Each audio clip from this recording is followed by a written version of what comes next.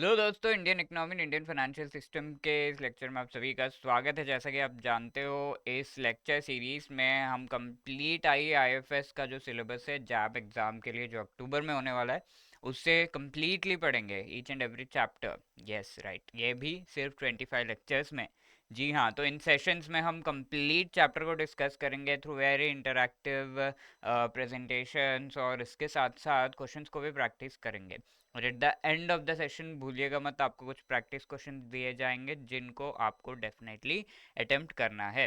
Right, सो आज हम जो लेक्चर डिस्कस करने वाले हैं इसमें हम मॉड्यूल बी के चैप्टर 16 एंड चैप्टर 17 को डिस्कस करने वाले हैं। Chapter 16 is business cycles and 17 जो है मॉनेटरी एंड फिस्कल पॉलिसी, ये टॉपिक है। राइट, तो 17 चैप्टर थोड़ा सा इंपॉर्टेंट हो जाता है, इवन 16 इज इंपॉर्टेंट बट छोटा है, सो फटाफट हम पढ़ सकते हैं।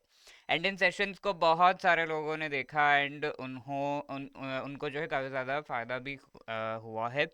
ये चीज़ एविडेंटली हमें पता चल रही है from your comments. Okay, so please do leave your comments in the comment section. Also भूलिएगा मत, सब्सक्राइब करना बहुत ज़्यादा ज़रूरी है, क्योंकि हम इसी तरह के बहुत ही इंटरेस्टिंग एंड बढ़िया इनिशिएटिव्स लेकर आ रहे हैं। एंड हमारा मेन एम है कि आपके जैब का एग्ज़ाम जो है कम्प्लीटली क्लियर हो। Please do share subscribe these videos because it is really important कि कई बार होता है कि कई लोग होते हैं हु कैन नॉट अफोर्ड, या फिर कई लोग ऐसे हैं जो जिनके पास शायद बहुत ज़्यादा टाइम ना हो। सो जल्दी से सारे के सारे चैप्टर्स को कंप्लीट करने का बेस्ट तरीका है कि कोई आपको पढ़ा दे। तो इन फिर 25 लेक्चर्स में you can watch it in 25 days, आराम से आप कवर कर सकते हो। जैसे कि भावेंद्र, नागार्जुन, विकास, पवन प्रवीण, विष्णु हैं, गिल, यूजर, निक, सभी ने इनको देखा है। तो they have benefited from that also. They have been answering all the question, सारे के सारे क्वेश्चंस को आंसर कर रहे हैं and that has been all of their answers are exactly correct. ठीक है, तो इससे यही एक्सपेक्टेशन है कि एच जो सेशन को आप अटेंड कर रहे हो तो you will be gaining +2 marks with each and every session. जी हाँ, ईच सेशन में प्रैक्टिस क्वेश्चंस आप कर रहे हो, लेक्चर को अच्छे से देख रहे हो, बीच में जो क्वेश्चन दिए जा रहे हैं उनको भी अटेम्प्ट करने की कोशिश कर रहे हो, तो डेफिनेटली आई कैन गारंटी कि आपको +2 मार्क्स जरूर मिलेंगे, यानी कि 25 इंटू 2 50 मार्क्स। राइट, सो इस सेशन में हम characteristics, phases of business cycle, tools of monetary policy, fiscal policy, FRBM act क्या है, ये सभी कुछ डिस्कस करेंगे। एंड ये मॉडल बी का टॉपिक है जहाँ पर लगभग 4 क्वेश्चंस आए थे in the previous May 2023 exam. ठीक है, तो इसका ये वेटेज है एंड दैट इज वाई ये 4 questions at the end of the session आप आंसर करोगे। पहले हम सारे टॉपिक्स को डिस्कस कर लेते हैं। Let us begin with discussing about the business cycles. Right, तो बिजनेस साइकिल्स चैप्टर 16 का ये पूरा का पूरा टॉपिक है। पहली बात, अगर हम बिजनेस साइकिल एंड उसके जो स्टेजेस हैं उनको डिस्कस करना चाहते हैं, we should firstly know what is business cycle. Does the business cycle talk about business, सिर्फ बिजनेस की बात करता है क्या, या फिर ये पूरे के पूरे इकोनॉमी के बारे में बताता है? तो बिजनेस साइकिल एक्चुअली किसी एक बिजनेस से रिलेटेड हो सकता है, लेकिन हमारा जो डिस्कशन का कॉन्टेक्स्ट है that is related to the whole economy. ठीक है, पूरे के पूरे इकोनॉमी, इंडियन इकोनॉमी के मेनली हम बात करेंगे as part of a discussion, but most of the economies have this kind of business cycle. तो ये चैप्टर थोड़ा सा थियोरेटिकल है एंड उसे हम इंडियन जो इकोनॉमी है उसके साथ लिंक करके एग्जांपल्स के थ्रू पढ़ेंगे। Right, so that is the thing. अब यहाँ पर अगर हम देखें तो ये पूरे के पूरे इकोनॉमी के बारे में बताता है, किस तरीके से क्या चीज़ें बताता है। इट टेल्स कि हमारा पूरा जो इकोनॉमी है उसमें कई बार ऐसा हो सकता है कि हमारी जीडीपी जो है वो काफ़ी हाई हो सकती है। What is GDP? Gross domestic product. याद है आपको, कई बार हमने ये टर्म हम यूज़ कर चुके हैं। एंड ये किस चीज़ को इंडिकेट करता है? अब तक तो आपको याद हो जाना चाहिए, नेशनल इनकम को। ठीक है, नेशनल इनकम को इंडिकेट करता है। क्या है ये? ग्रॉस का मतलब टोटल होता है, डोमेस्टिक प्रोडक्ट यानी कि डोमेस्टिक यानी कि इंडिया या फिर किसी भी एक कंट्री के डोमेस्टिक टेरिटरी के अंदर जो भी प्रोडक्शन हुआ है उसे हम ग्रॉस डोमेस्टिक प्रोडक्ट जीडीपी कहते हैं। ठीक है, so it indicates national income. और ये रैपिड ग्रोथ के पाथ पर जो है हम कह सकते हैं हमारा कंट्री जा रहा है या नहीं, ये चीज़ हम बहुत अच्छी तरीके से पता लगा सकते हैं from the business cycle. Business cycle से हमें ये पता चलता है कि हमारी कंट्री कौन से स्टेज पे है और आगे हम क्या एक्सपेक्ट कर सकते हैं। तो सिंपली दैट, ठीक है। तो इसका थियोरेटिकल पार्ट हम समझ सकते हैं। ऑल्सो ये बिजनेस साइकिल जो है सेवरल मंथ्स या ईयर्स तक क्या चल रहा है उस चीज़ से रिलेटेड इन्फॉर्मेशन देता है।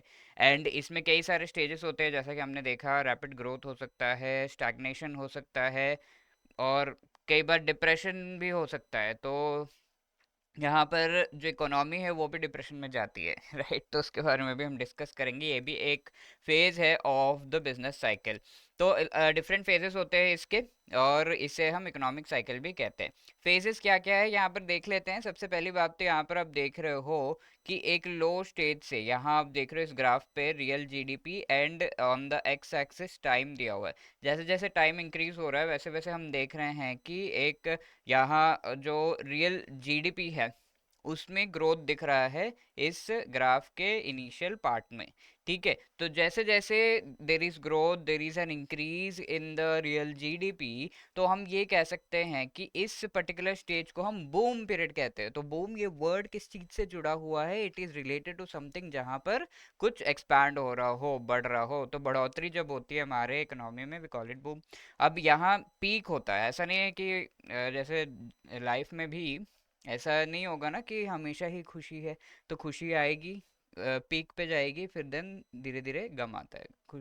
खुशी सुख दुख यही चलता है, राइट। तो इसी तरीके से यही चीज है बिजनेस साइकिल भी, सिंपली। तो यहाँ पे पीक आता है and then there are conditions जो कि धीरे धीरे हमारे इकोनॉमी को रिसेशन की ओर ले जाते हैं। तो रिसेशन का मतलब, इसे हम क्राइसिस भी कहते हैं। क्राइसिस मतलब ऐसी कोई सिचुएशन आ जाए जहां पर हमारी इकोनॉमी जो है धीरे धीरे ग्रो कर रही है, और ग्रोथ उसका जो है कम हो गया है। उसके इकोनॉमी में डिमांड जो है वो कम हो गया है। इकोनॉमी में जो वी कैन से लोगों को बेनिफिट हो रहा है, एम्प्लॉयमेंट में बढ़ोतरी हो रही है, ये सब चीज़ें कम हो गई हैं। तो दैट इज़ कॉल्ड रिसेशन। और ये जब एक्सट्रीम स्टेजेस पे चले जाता है तो उसे हम डिप्रेशन कहते हैं। तो यहाँ से जो पार्ट है दैट इज़ डिप्रेशन। और ये अगर एक जगह पर जाकर, ऐसा तो नहीं है कि हमेशा ही डिप्रेशन में रहेगा, सम स्टेप्स तो लिए जाएंगे, लोगों को समझ में आएगा, धीरे धीरे आगे बढ़ेंगे। तो दैट इज कॉल्ड, ये जो लीस्ट पॉइंट है दैट इज द ट्रफ, और इसके बाद रिकवरी। ठीक है, तो ये टर्म आपको थोड़ा सा रिलेटेड लग रहा होगा, राइट। तो जब कोविड के समय हमारे इकोनॉमी में बहुत ही ज़्यादा, हम कह सकते हैं कि इकोनॉमी जो है नेगेटिव फेज में जा रहा था, इकोनॉमी एक्टिविटीज़, जो इकोनॉमिक एक्टिविटीज़ थे वो सब रुक गए थे। ऑब्वियसली डिमांड जो पर इसका असर होगा, तो डिमांड भी कम हो रहा था। तो वी कैन सी कि अभी के स्टेज में कोविड के बाद 1-2 साल, 4 साल, 5 साल, 10 साल, all of that is recovery time. ठीक है, तो पूरी इकोनॉमी को रिकवर करने में आरबीआई ने खुद ही कहा है 2034 35 तक ही हो पाएगा भाई, कि पूरा का पूरा रिकवरी हो। तो that is the thing, right. तो ये हमने एक ब्रीफ इंट्रोडक्शन ले लिया of what the business cycle is. अब हम डिटेल में एक एक फेज को समझेंगे कि ईच फेज में क्या होता है, अलग अलग जो एजेंट्स हैं हमारी इकोनॉमी में उनके साथ क्या होता है। फॉर एग्जांपल बिजनेसमैन पर क्या असर होता है इसका, नॉर्मल पीपल कंज्यूमर्स पे क्या असर होता है, ये सारी चीज़ें हम देखेंगे। इससे पहले हम जस्ट देख रहे हैं, हमें समझना होगा कि बिजनेस साइकिल तो हम समझ चुके हैं, बट उसके कैरेक्टरिस्टिक्स क्या है। क्या ये जो बूम पीरियड है, ये पीरियड इसी तरीके से इसी सीक्वेंस में आते हैं? क्या ये हर एक सेक्टर जो हमारे इकोनॉमी है उसमें आते हैं? ये सारी चीज़ें समझना काफ़ी ज़्यादा ज़रूरी है। तो चलिए देखते हैं characteristics of the business cycle. ठीक है, तो ये रेगुलर नहीं होता, ये प्रेडिक्टेबल नहीं होता, ये रिपीटेटिव नहीं होता है। यानी कि ये रेगुलरली इसी तरीके से नहीं होता है। ये एक स्टेज पर, एक समय पर हो सकते हैं। जैसे एक साल में पूरा का पूरा बिजनेस साइकिल कंप्लीट हो रहा है, तो इट इज़ नॉट कंपलसरी कि अगले फिर एक और साल में ये कंप्लीट होगा। 2 साल लग सकते हैं, 4 साल लग सकते हैं। तो ये इस वजह से रेगुलर नहीं है। ये हमेशा ही बिजनेस साइकिल जो है ऐसे आता है, वो हम नहीं कह सकते। कई बार ये भी हो सकता है कि हमारी इकोनॉमी एकदम स्टैग्नेंट हो, यानी कि ग्रोथ रेट बहुत ज़्यादा बढ़ नहीं रहा, ना बहुत ज़्यादा कम हो रहा है, ना ही एम्प्लॉयमेंट में बहुत ज़्यादा चेंजेस आ रहे हैं, ना ही इन्फ्लेशन में चेंजेस आ रहे हैं। तो ये सारी चीज़ें हमें बताते हैं कि ये रेगुलर नहीं है, ये प्रिडिक्टेबल नहीं है इस वजह से, और ये रिपीटेटिव नहीं है, यानी कि ये बार बार रिपीट हो रहा है इसी तरीके से, वो हम नहीं कह सकते हैं। ठीक है। और इस वजह से हम ये कह सकते हैं कि काफ़ी रैंडम है। इसके अलावा ये सभी इंडस्ट्रीज में अकर होता है, एंड ये काफ़ी परवेसिव है। इस वजह से परवेसिव यानी कि एक इंडस्ट्री में अगर बूम हो रहा है तो वो अगले इंडस्ट्री को इफेक्ट करेगा, फिर ये इस तरीके से स्प्रेड होता है। इस वजह से इसे सिंक्रोनिक भी कहा जाता है। फॉर एग्जांपल यहाँ पर आप देख सकते हो कि अगर ऑयल ये सारी चीज़ें अच्छे से प्रोड्यूस हो रही है तो हमारी फैक्ट्रीज अच्छे से चलेंगी, और हम प्रोडक्ट जो मार्केट में खरीदने जाते हैं रिटेल लेवल पर, वो भी बहुत अच्छे तरीके से अवेलेबल होंगे। Isn't it? अगर यहाँ पर ड्रॉप होता है कि हम जो फ्यूल है वो नहीं आ रहा है, ऑयल्स हम खरीद नहीं पा रहे हैं फ्रॉम द फॉरेन कंट्रीज, तो फैक्ट्रीज नहीं चलेंगी, तो प्रोडक्ट्स भी हमारे मार्केट में नहीं आएंगे। तो आप देख सकते हो ये पूरा परवेसिव है, यानी कि एक सेक्टर दूसरे सेक्टर को इफेक्ट करता है एंड पूरी इकोनॉमी इफेक्ट होती है। दैट इज वाई इसे सिंक्रोनिक भी कहा जाता है। इसके फेजेस इसी तरीके से रिपीट होते हैं कि आपका बूम पीरियड आ रहा है, फिर recession, depression and then recovery. ठीक है, तो इट इज़ रिपीटेटिव। और कोई भी फेज जो है वो फॉर एवर नहीं होता है। ठीक है, हमेशा के लिए बूम रहेगा ऐसा नहीं हो सकता, ऑल्दो वी ट्राई, बट वो नहीं हो सकता। हमेशा खुश रहे ऐसा हम सोचते हैं, बट ऐसा होता है क्या? नहीं होता है। There are times when we are low. ठीक है, तो ये इस वजह से हम कह सकते हैं कि रिकरिंग होता है। ठीक है, रिकर होता है, रिपीट होता है। रिकरिंग यानी कि बार बार रिपीट होना, बट ये पीरियोडिकली नहीं होता है। ऐसा नहीं है कि एक साल में ये रिपीट हुआ तो फिर जो है दूसरे साल में भी 1 ईयर लेगा वो रिपीट करने के लिए। ऐसा कंपलसरी नहीं है, इट कैन बी वेरी, क्योंकि हज़ारों फैक्टर्स होते हैं हमारे इकोनॉमी में, so that varies. Downward movement काफ़ी एग्रेसिव होता है, इस वजह से हम कह सकते हैं कि सिमेट्रिकल नहीं है। सिमेट्रिकल नहीं होने का मतलब है कि जैसे ये बूम हुआ, फिर यहाँ पर हम ये कह सकते हैं कि बहुत ज़्यादा ड्रॉप भी हो सकता है, यानी कि रिसेशन हो गया, ये डिप्रेशन बहुत ज़्यादा हो सकता है। फिर उसके बाद लेट से बूम बहुत ज़्यादा हो गया, तो ये हम कह सकते हैं इट इज़ नॉट सिमेट्रिकल। ये और इसका साइज इतना होता, सेम साइज का होता, तो वो सिमेट्रिकल हम कह सकते हैं। ये और ये एक दूसरे को कॉम्प्लीमेंट नहीं कर रहे, तो सिमेट्रिकल नहीं है। साइज इसका वेरी होते रहता है, तो दैट इज द थिंग। यहाँ पर एक फैक्ट दिया गया कि डाउनवर्ड मूवमेंट काफ़ी अग्रेसिव होता है, यानी कि जब इकोनॉमी ड्रॉप करती है तो बहुत ही अग्रेसिव तरीके से ड्रॉप करती है, यानी कि बहुत ही तेज़ी से, जल्दी से ये जो है होता है, बट ग्रो होने में हमें समय लगता है। नॉर्मल चीज़ है। हमारे लाइफ में भी ये चीज़ हम रिलेट कर सकते हैं कि जब लो टाइम्स आते हैं तो हम और भी बहुत कुछ सोचने लगते हैं, और फिर बहुत ही ज़्यादा डूबने लगते हैं उस सोच में, तो वही चीज़ हमें अवॉइड करनी चाहिए। एंड ऑल्सो जब उस चीज़ से हम वापस बाहर आकर सही डायरेक्शन में जाने की कोशिश करते हैं तो बहुत डिफ़िकल्टी होती है। Although you have to keep your faith, but yes. Phases क्या है? ये पूरे बिजनेस साइकिल के we have seen the phases. ठीक है, we have seen the characteristics. अब हम फेजेस देख रहे हैं। इन फेजेस का ब्रीफ इंट्रोडक्शन तो हम देख चुके हैं, अब डिटेल में पढ़ते हैं। Boom, recession, depression and recovery, ये इस तरीके से ग्राफ में। सबसे पहले हम किसकी बात करेंगे? बूम पीरियड की बात करेंगे। तो बूम पीरियड को सेलर्स मार्केट भी कहा जा सकता है। ऐसा क्यों भाई सेलर्स मार्केट क्यों कह सकते हैं? क्योंकि यहाँ पर बहुत ही हाई डिमांड होती है। लेट से ये जो पेन है इसकी बहुत हाई डिमांड है, तो इसका जो प्राइस है, लेट से आप इसे बेच रहे हो, तो आप क्या करोगे? इसका प्राइस आप फिक्स करोगे, आप इंक्रीज करते जाओगे। ऐसा ही भी नहीं कि सब भाग जाए, तो इंक्रीज करते जाओगे, इसका प्राइस बहुत ज़्यादा इंक्रीज करोगे। और ऐसे ही किसी चीज़ में अगर मोनोपोली है तो उस पर्टिकुलर प्रोडक्ट की डिमांड बहुत हाई है, जैसा कि हम देख रहे हैं बूम पीरियड में होता है, तो उसकी प्राइस आप इंक्रीज करते जाओगे तो काफ़ी हाई प्राइसेस हो जाते हैं बूम पीरियड में। इस वजह से हम कह सकते हैं कि ये सेलर्स मार्केट है भाई। सेलर को जो भी, शॉपकीपर को जो भी प्राइस लगाना है वो लगाएगा, क्योंकि उसकी हाई डिमांड है। तो प्रोडक्शन कैपेसिटी बहुत ज़्यादा हाई रहती है और बढ़ती ही जाती है, बिकॉज बहुत ज़्यादा डिमांड है, तो उसे मीट करने के लिए बहुत ज़्यादा सप्लाई भी होनी चाहिए। इसी तरीके से हम ये देखेंगे कि डिमांड जो है वो काफ़ी हाई है in comparison to supply. Demand बहुत ही हाई होता है, जितना भी प्रोड्यूस कर लो, तो लेट से डिमांड 100 चीज़ों की है, सप्लाई 50 चीज़ों की होती है। ठीक है, तो काफ़ी हाई होता है इन कंपैरिजन टू सप्लाई। इस वजह से प्राइसेस बहुत हाई हो जाते हैं, तो इन्फ्लेशन यहाँ पर देखने को मिल रहा है। और जो भी एंटरप्रेन्योर्स हैं, बिजनेसमैन हैं, उनको काफ़ी प्रॉफिट्स होते हैं ऐसे समय में, बूम पीरियड में।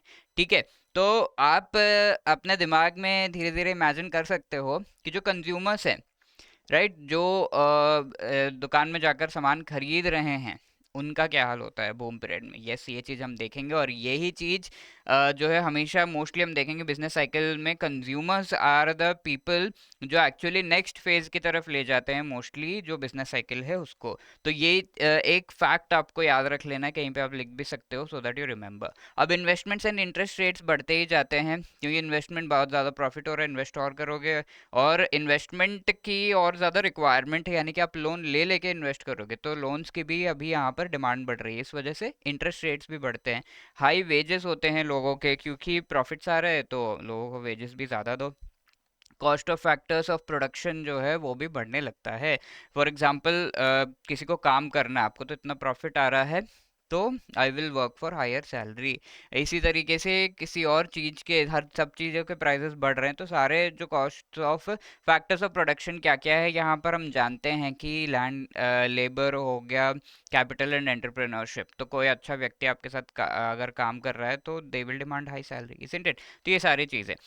अब जो सैलरीड एम्प्लॉयज है, इवन तो जितनी भी हाई हो जाए, ऐसा तो नहीं होगा कि डबल ट्रिपल फोर टाइम्स हो गई आपकी सैलरी, तो ऐसा होगा नहीं ना। But prices double triple four times हो जाएंगे। तो सैलरीड एम्प्लॉयज के लिए ये सिचुएशन डिफिकल्ट होती है बूम पीरियड की। तो वो क्या करते हैं कि कम चीज़ों को अब खरीदेंगे। अब इतने सारी चीज़ें हम नहीं खरीदेंगे, तो वो अपनी कंजम्पशन को ड्रॉप करने लगते हैं। क्योंकि प्राइसेस ज़्यादा है तो सेविंग्स और जो कैपिटल अवेलेबल हो रहा है, तो जैसे सेविंग्स है लोगों की, प्राइजेस ज़्यादा है, तो वहीं पे खर्च हो जा रहा है पैसा। सेविंग क्या करेंगे? अगर सेविंग्स में नहीं जा रहा है तो यहाँ पे लोन देने के लिए पैसे जो है वो नहीं होंगे, यानी कि कैपिटल अवेलेबिलिटी कम होने लगेगी। और यहाँ पर ही हमारे सीड्स है for the next stage which is the recession. ठीक है, कौन सा next stage? It is recession. तो इसके तरफ हम आगे बढ़ते हैं। There is high desire for liquidity because you want to spend, you want to grow, you want to invest. इसीलिए लिक्विडिटी यानी कि money in the form of liquid cash या फिर लिक्विड ट्रांजैक्शंस में आपके सेविंग्स अकाउंट में money पड़ा हो, ताकि आप जल्दी जल्दी ट्रांजैक्शंस कर सको ऐसे टाइम पे। That is there in different income levels यहाँ पर जो है आ जाते हैं। कंजम्पशन ड्रॉप होती है ऑफ द पीपल। कंजम्पशन क्या है? पीपल, ये जो लोग हैं। प्राइसेस बढ़ेंगे, सैलरीज थोड़ा सा बढ़ जाएगा। कितना बढ़ेगा? 10%, 5%, राइट? तो इससे ज़्यादा तो होगा नहीं, तो लोअर कंजम्पशन जो है वो ड्रॉप ही होती है, बिकॉज प्राइसेस बहुत ज़्यादा बढ़ जाते हैं, डबल ट्रिपल भी हो सकते हैं कई चीज़ों के। तो डिमांड, अब यहाँ पर देख रहे हो हाई डिमांड था, लेकिन अब ये ड्रॉप होने लगता है because the consumption has dropped. Why? Because the prices are very very high. अब कंजम्पशन ड्रॉप हो रहा है, डिमांड ड्रॉप हो रहा है। डिमांड जैसे जैसे ड्रॉप होता है we enter into the next stage which is what? Recession. ठीक है, अब रिसेशन की तरफ आगे बढ़ते हैं। भाई इतना प्राइस बढ़ाते जाओगे, सैलरी तो उतना बढ़ नहीं रहा, तो खरीदना हम कम करेंगे। तो ऐसे में क्या होता है, जो पूरी इकोनॉमी है वो उसका ग्रोथ रेट कम होते रहता है। बट यहाँ पर आप देख सकते हो ये इमेज वेरी प्रॉपरली इंडिकेट करता है कि रिसेशन स्टेज क्या है। अभी सिचुएशन हाथ से बाहर नहीं गई है, वी कैन स्टॉप इट। उस सिचुएशन को हम हैंडल कर सकते हैं, सो उसे हम रिसेशन कहते हैं। ठीक है, और इसे क्राइसिस कहा जाता है, क्योंकि एक जो शुरुआत होती है इस पूरे सिचुएशन की, that is related to a crisis. Crisis क्या है? प्राइसेस बहुत ज़्यादा बढ़ रहे हैं और उसके सामने हमारे जो कंज्यूमर्स है वो खरीद नहीं पा रहे हैं, राइट? तो there is a fast drop in demand. Demand में बहुत ही फास्ट ड्रॉप होता है, सप्लाई में बहुत ही स्लो जो है ड्रॉप होता है। सप्लाई जल्दी ड्रॉप नहीं होती। अभी भी उसी स्टेज में कह रही बहुत प्रॉफिट होगा और सप्लाई करते रहो। जो प्रोड्यूसर्स है उसी माइंडसेट में रहते हैं, तो प्रोड्यूसर्स प्रोड्यूस करते रहते हैं। ठीक है, वो प्रोड्यूस करते रहते हैं इस सोच में कि अभी भी जो डिमांड है वो मार्केट में है, तो हम प्राइजेस वही रख सकते हैं और बहुत सारा प्रोडक्शन भी कर सकते हैं, बहुत प्रॉफिट कमा सकते हैं। तो सप्लाई में ड्रॉप स्लो होता है, डिमांड में काफ़ी फास्ट ड्रॉप हो जाता है, because we do not want to pay, और हम पे कर ही नहीं पाते। तो अब डिमांड जो है सप्लाई से थोड़ा सा कम होने लगता है। ठीक है, 50 चीज़ों की अगर डिमांड है तो सप्लाई 60 की हो रही है, तो ऐसे में क्या होगा? प्राइस पर कौन सा इफेक्ट आएगा? यस, प्राइस जो है ड्रॉप होने लगेगा, चीज़ों के दाम कम होने लगेंगे, राइट? धीरे धीरे होगा, बट इस स्टेज में उतना ज़्यादा इफेक्ट हमें देखने को नहीं मिलता है। रिसेशन में प्राइजेस ऑलमोस्ट सिमिलर रहते हैं, प्रोडक्शन ऑलमोस्ट सेम रहता है, प्राइजेस ड्रॉप होंगे इन द डिप्रेशन स्टेज। ठीक है, तो इन्फ्लेशन और प्रॉफिट्स यहाँ पर दोनों ही कम होने लगता है। इन्फ्लेशन क्योंकि प्राइजेस थोड़ा धीरे धीरे कम होते हैं, तो इन्फ्लेशन कम हो रहा है, लोगों के प्रॉफिट्स भी कम हो रहे हैं, क्योंकि प्रोड्यूस इतना कर रहे हैं, इतना ज़्यादा दाम लगाया जा रहा है, लेकिन डिमांड ही नहीं है, लोग खरीदना नहीं चाहते, बिकॉज इतना ज़्यादा दाम कौन देगा? हमेशा के लिए तो नहीं हो सकता। ठीक है, तो इसी से हमें पता चलता है कि these business cycles are not forever. Investment और इंटरेस्ट रेट्स भी ड्रॉप होने लगते हैं क्योंकि प्रॉफिट कम हो रहा है, इन्वेस्ट कम करेंगे। अब लोन्स की ज़रूरत नहीं है क्योंकि इन्वेस्ट कम कर रहे हैं, तो इंटरेस्ट रेट्स भी ड्रॉप होने लगते हैं। वेजेस जो है कम होने लगते हैं, लोगों को निकाला जाता है धीरे धीरे, राइट। तो अनएम्प्लॉयमेंट होने लगता है क्योंकि बहुत ज़्यादा पैसे, बहुत ज़्यादा सैलरी डिमांड कर रहे हैं। आपको इतना प्रॉफिट हो रहा है, मुझे ये दो, तो उन्हें निकाला ही जाएगा। तो अनएम्प्लॉयमेंट होने लगता है, वो बढ़ने लगता है। Cost of factors of production धीरे धीरे कम होता है क्योंकि अब कह देते हैं कंपनीज की भाई इससे ज़्यादा हम नहीं दे पाएंगे, रहना रहो नहीं तो जाओ। ठीक है, तो कॉस्ट जो है धीरे धीरे कम होने लगता है, वो भी समझ जाते हैं क्योंकि प्राइसेस कम हो रहे हैं। तो जो लैंड, लेबर, एंटरप्रेन्योरशिप, इन सभी का कॉस्ट है वो भी कम होने लगता है, राइट। इसके अलावा सैलरीड एम्प्लॉयज़ अपने कंजम्पशन को पोस्टपोन करते हैं। ठीक है, अब इन्हें समझ में आ जाता है कि प्राइजेस तो बहुत धीरे धीरे कम हो रहे हैं, अब आगे जाके प्राइस और कम होगा। ठीक है, अब दिमाग लगा रहे हैं कंज्यूमर्स, ये कह रहे हैं कि आगे जाके अब तो प्राइस धीरे धीरे कम हो रहा है, चलो और कम होगा, आज तो 50 पे आया, कल 40 पे आएगा, देन आई विल बाय। ठीक है, तो ये काफ़ी तेज़ होते हैं और उन्होंने अपने कंजम्पशन को पोस्टपोन किया है कि बहुत ही कम हो जाए प्राइस तब खरीदेंगे। बैंक्स का डिफ़ॉल्ट जो है बढ़ने लगता है क्योंकि अब लोगों को प्रॉफिट नहीं हो रहे, लोन्स तो ले रखे हैं, प्रोडक्शन तो किया जा रहा है, लेकिन उसके सामने प्रॉफिट नहीं आ रहा, तो वो लोन वापस करने का जो प्रोबेबिलिटी है वो कम हो जाता है। इसीलिए बैंक के डिफ़ॉल्ट बढ़ने लगते हैं, राइट। तो बैंक्स में डिफ़ॉल्ट का मतलब है कि लोन वापस नहीं किया लेकर किसी ने, तो वो जो है बढ़ने लगता है। अब there is still high desire for liquidity, low income जो है, लोग इनकम जो है कम होती है, डिज़ायर फॉर लिक्विडिटी अभी भी है क्योंकि प्रोडक्शन कैपेसिटी अभी भी बढ़ाने का जो है माइंडसेट में अभी है जो हमारे सेलर हैं। ठीक है, तो अब हम आगे अगर बढ़े तो लोअर कंजम्पशन, कंजम्पशन ड्रॉप होता है, कंजम्पशन पोस्टपोन किया गया है क्योंकि प्राइसेस और कम होंगे तब कंज्यूम किया जाएगा। तो that means again we are coming to this stage जहाँ पर डिमांड और भी कम हो रहा है। ठीक है, डिमांड बहुत कम हो गया, चीज़ों का डिमांड है ही नहीं, तो we move into the next stage which is depression. ठीक है, डिप्रेशन इज द स्टेज जहाँ पर अब रॉक बॉटम हिट हो गया है। ठीक है, एकदम डिमांड जो है बहुत ही कम हो गया है, तो यहाँ पर एटलीस्ट संभाल रहे थे हम, चीज़ें संभल रही थी। ठीक है, संभल सकती थी। ठीक है, इस स्टेज से हम, कई बार होता है कि वापस से ग्रोथ पे भी जा सकते हैं, लेकिन अब चीज़ें अगर नहीं संभली तो we will go into the depression. There is fast drop in demand, slow drop in supply still. ठीक है, सप्लाई ड्रॉप धीरे धीरे होता है और यहाँ पर और भी ड्रॉप होता है।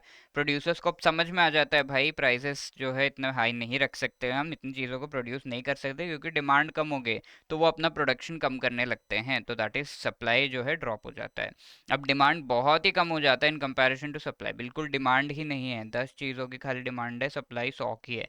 तो बहुत ही डिफरेंस आ जाता है डिमांड सप्लाई में, जहाँ डिमांड बहुत कम है, इन्फ्लेशन प्रॉफिट्स जो हैं वो कम होने लगते हैं और ये बिलो नॉर्मल हो जाते हैं। इसी तरीके से इन्वेस्टमेंट इंटरेस्ट रेट्स भी कम होने लगते हैं क्योंकि प्राइसेस बहुत कम है, प्रॉफिट नहीं हो रहा है।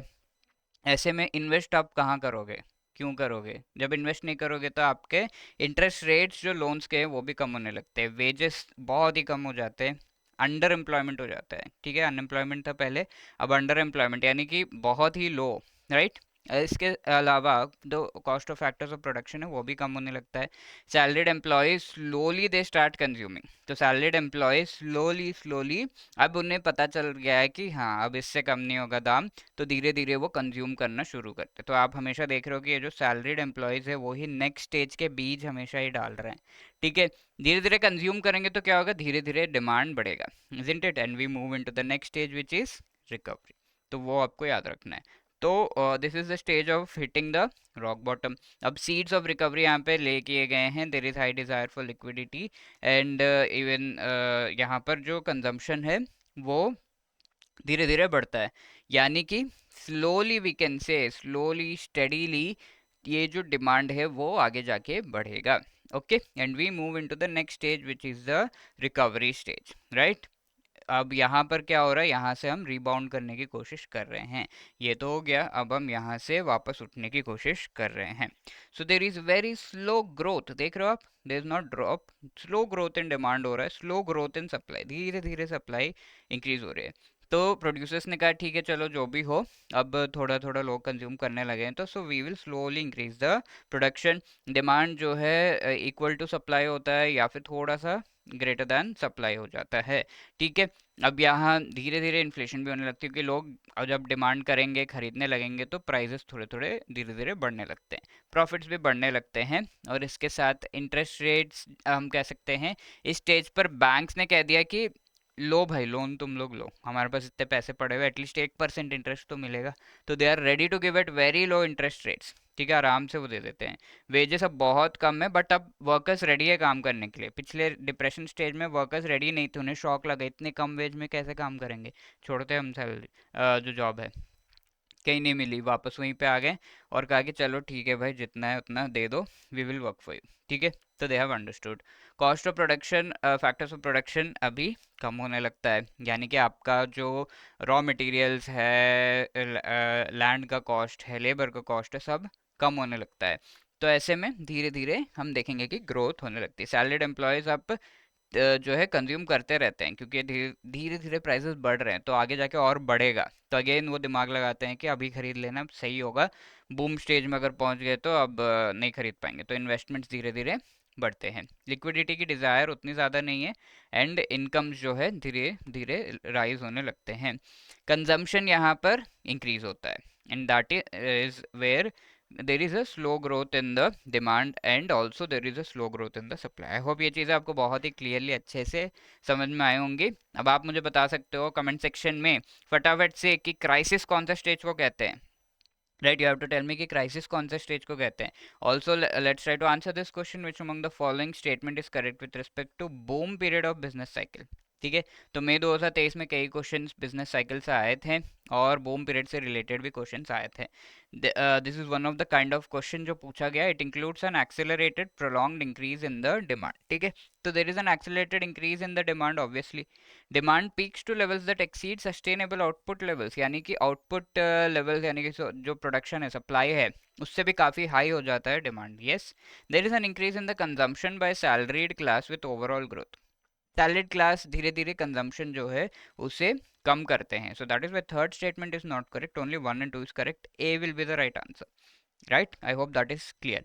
सैलरी क्लास क्या करते हैं, अपनी कंजम्पशन कम करते हैं बूम स्टेज में, क्योंकि बहुत ज़्यादा हाई प्राइजेस होते हैं, right. So that was 16 chapter, now let us move to 17 chapter. मैंने आपको कहा ही था कि ये उतना ज़्यादा डिफिकल्ट नहीं है। अब 17 चैप्टर में थोड़ा सा हमें समय लगेगा। सो बहुत ही प्यार से अच्छे से एक एक टॉपिक, बहुत इंटरेस्टिंग टॉपिक्स है इसमें, monetary policy and fiscal policy. So we should know कि किस तरीके से हमारी इकोनॉमी को रिजर्व बैंक ऑफ इंडिया संभालती है और गवर्नमेंट ऑफ इंडिया भी संभालती है, राइट। तो रिजर्व बैंक ऑफ इंडिया जो भी एक्टिविटीज करती है, that comes under the monetary policy mainly, ठीक है। मॉनेटरी पॉलिसी यानी कि मनी को सप्लाई करने का जो दायित्व है वो रिजर्व बैंक ऑफ इंडिया का है। Reserve bank of India is the central bank of India, ठीक है।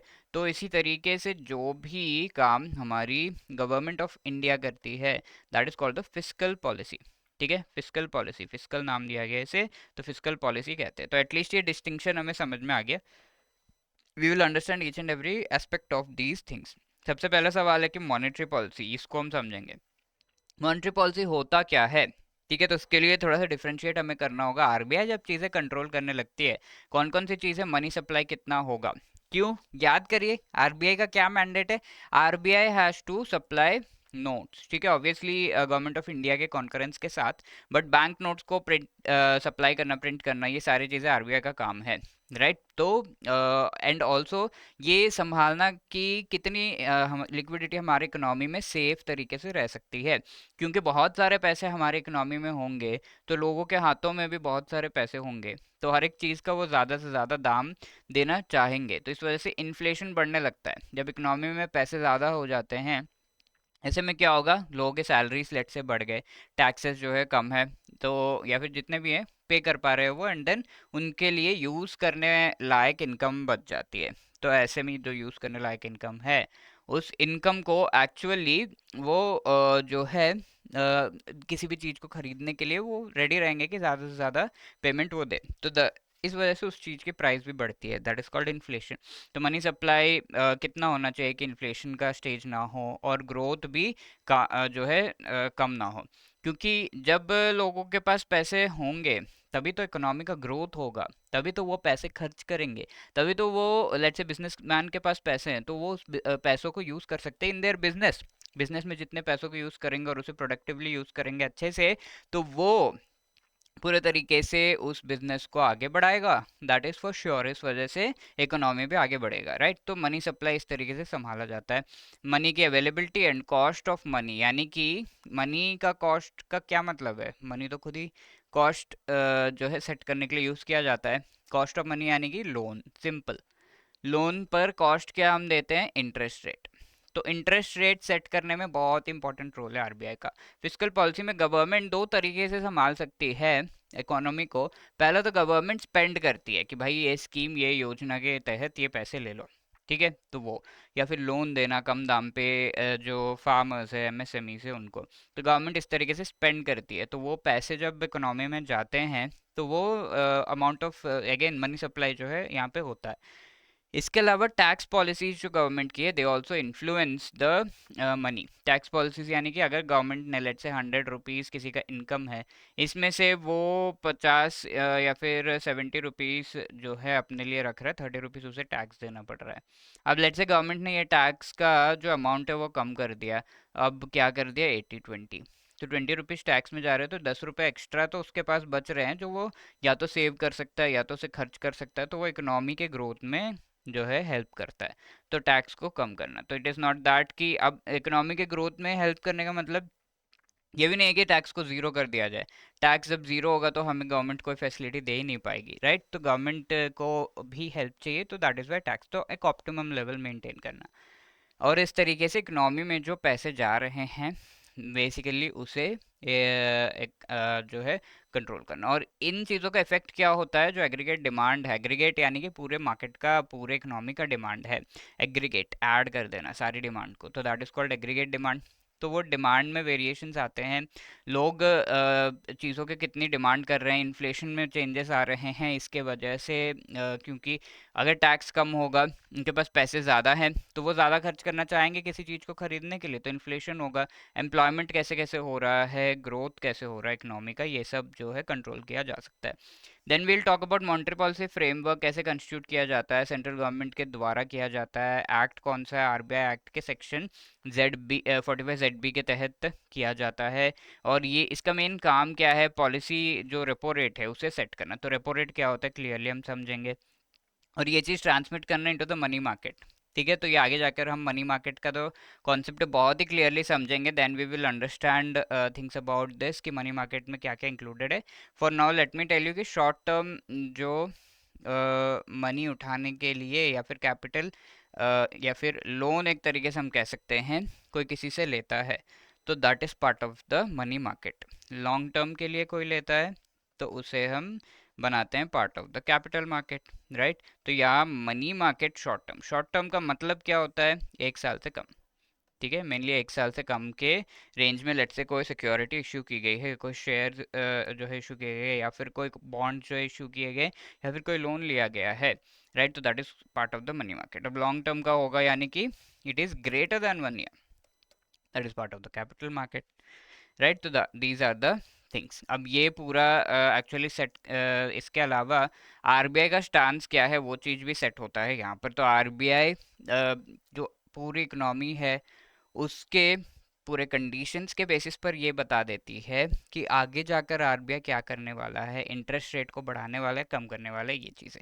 अब टूल्स क्या है मॉनेटरी पॉलिसी के, वो सब हम देखेंगे, different reserves, interest rates, open market operation, refinance, और ये सब मॉनेटरी पॉलिसी की ट्रांसमिट किस तरीके से होता है, right. So this is just a brief overview, let us start discussing. तो मॉनेटरी पॉलिसी कौन सेट करता है, आरबीआई के द्वारा परफॉर्म किया जाता है। फिस्कल पॉलिसी गवर्नमेंट के द्वारा, इनके मेन एम्स क्या है, प्राइस स्टेबिलिटी, प्राइस स्टेबिलिटी जो चीज़ों के दाम हैं, दाल के दाम बढ़ते जा रहे हैं, टमाटर के दाम बढ़ते जा रहे हैं, तो that is called increase in the prices, और ये इन्फ्लेशन कहते हैं हम। तो प्राइस को स्टेबल रखना यानी कि इन्फ्लेशन को स्टेबल रखना, ये चीज़। इकोनॉमिक ग्रोथ को जो है आगे बढ़ाना, तो किस तरीके से मनी इकोनॉमी में जाएगा और वो किस तरीके से रिफ्लेक्ट होगा इकोनॉमिक ग्रोथ में, वो सारी चीज़ें देखना। एम्प्लॉयमेंट बढ़ रहा है यानी उसको देखना। तो these are the main goals दोनों के ही। But let me tell you कि जो प्राइस स्टेबिलिटी है ये सबसे इम्पोर्टेंट गोल है मॉनेटरी पॉलिसी का। और इसके अलावा इकोनॉमिक ग्रोथ एंड एम्प्लॉयमेंट, ये सबसे इम्पोर्टेंट गोल है फिस्कल पॉलिसी का। तो ये डिफरेंशिएशन भी आपको पता होना चाहिए, एग्जाम में पूछा गया विच is the primary goal of monetary policy, तो प्राइस स्टेबिलिटी या इन्फ्लेशन टारगेटिंग, ये सबसे इम्पोर्टेंट गोल है। ठीक है, इसके अलावा इकोनॉमिक ग्रोथ एम्प्लॉयमेंट को ध्यान में रख के ये चीज़ें करनी होंगी, राइट। तो सबसे इम्पोर्टेंट, अगर इकोनॉमी में इन्फ्लेशन हो रहा है तो पीपल और बाकी सारे स्टेक होल्डर्स, गवर्नमेंट भी जाकर आरबीआई को पूछेगा क्या चल रहा है इकोनॉमी में। ठीक है, तो मेन जो गोल है आरबीआई का, that is to keep the price stable, inflation. ठीक है, अब आरबीआई इस तीन चीज़ों को कैसे कंट्रोल कर सकता है, इकोनॉमिक एक्टिविटी को कैसे कंट्रोल कर सकता है, और इसके बेसिस पर हम कैसे कह सकते हैं कि इन्फ्लेशन को कंट्रोल कर सकता है। तो इसके लिए हम फटाफट से समझते हैं कि कैसे ये पूरा प्रोसेस चलता है। तो बैंक्स को मनी जो है आरबीआई रिलीज करता है, तो आरबीआई से मनी जो है बैंक्स के पास गया। अब ये मनी बैंक्स के पास है, तो ये जो है लोन्स के रूप में लोग इस मनी को लेते हैं अपने अलग अलग एक्टिविटीज़ के लिए। लेट्स से कोई एंटरप्रेन्योर है, किसी की कंपनी है, तो वो पैसे ले रहे हैं इनिशियल इन्वेस्टमेंट के लिए, अलग अलग चीज़ों के लिए, और फिर वो सैलरीज के रूप में लोगों के पास जाते हैं। अब लोग इस पैसे का क्या करेंगे, खर्च करेंगे, राइट।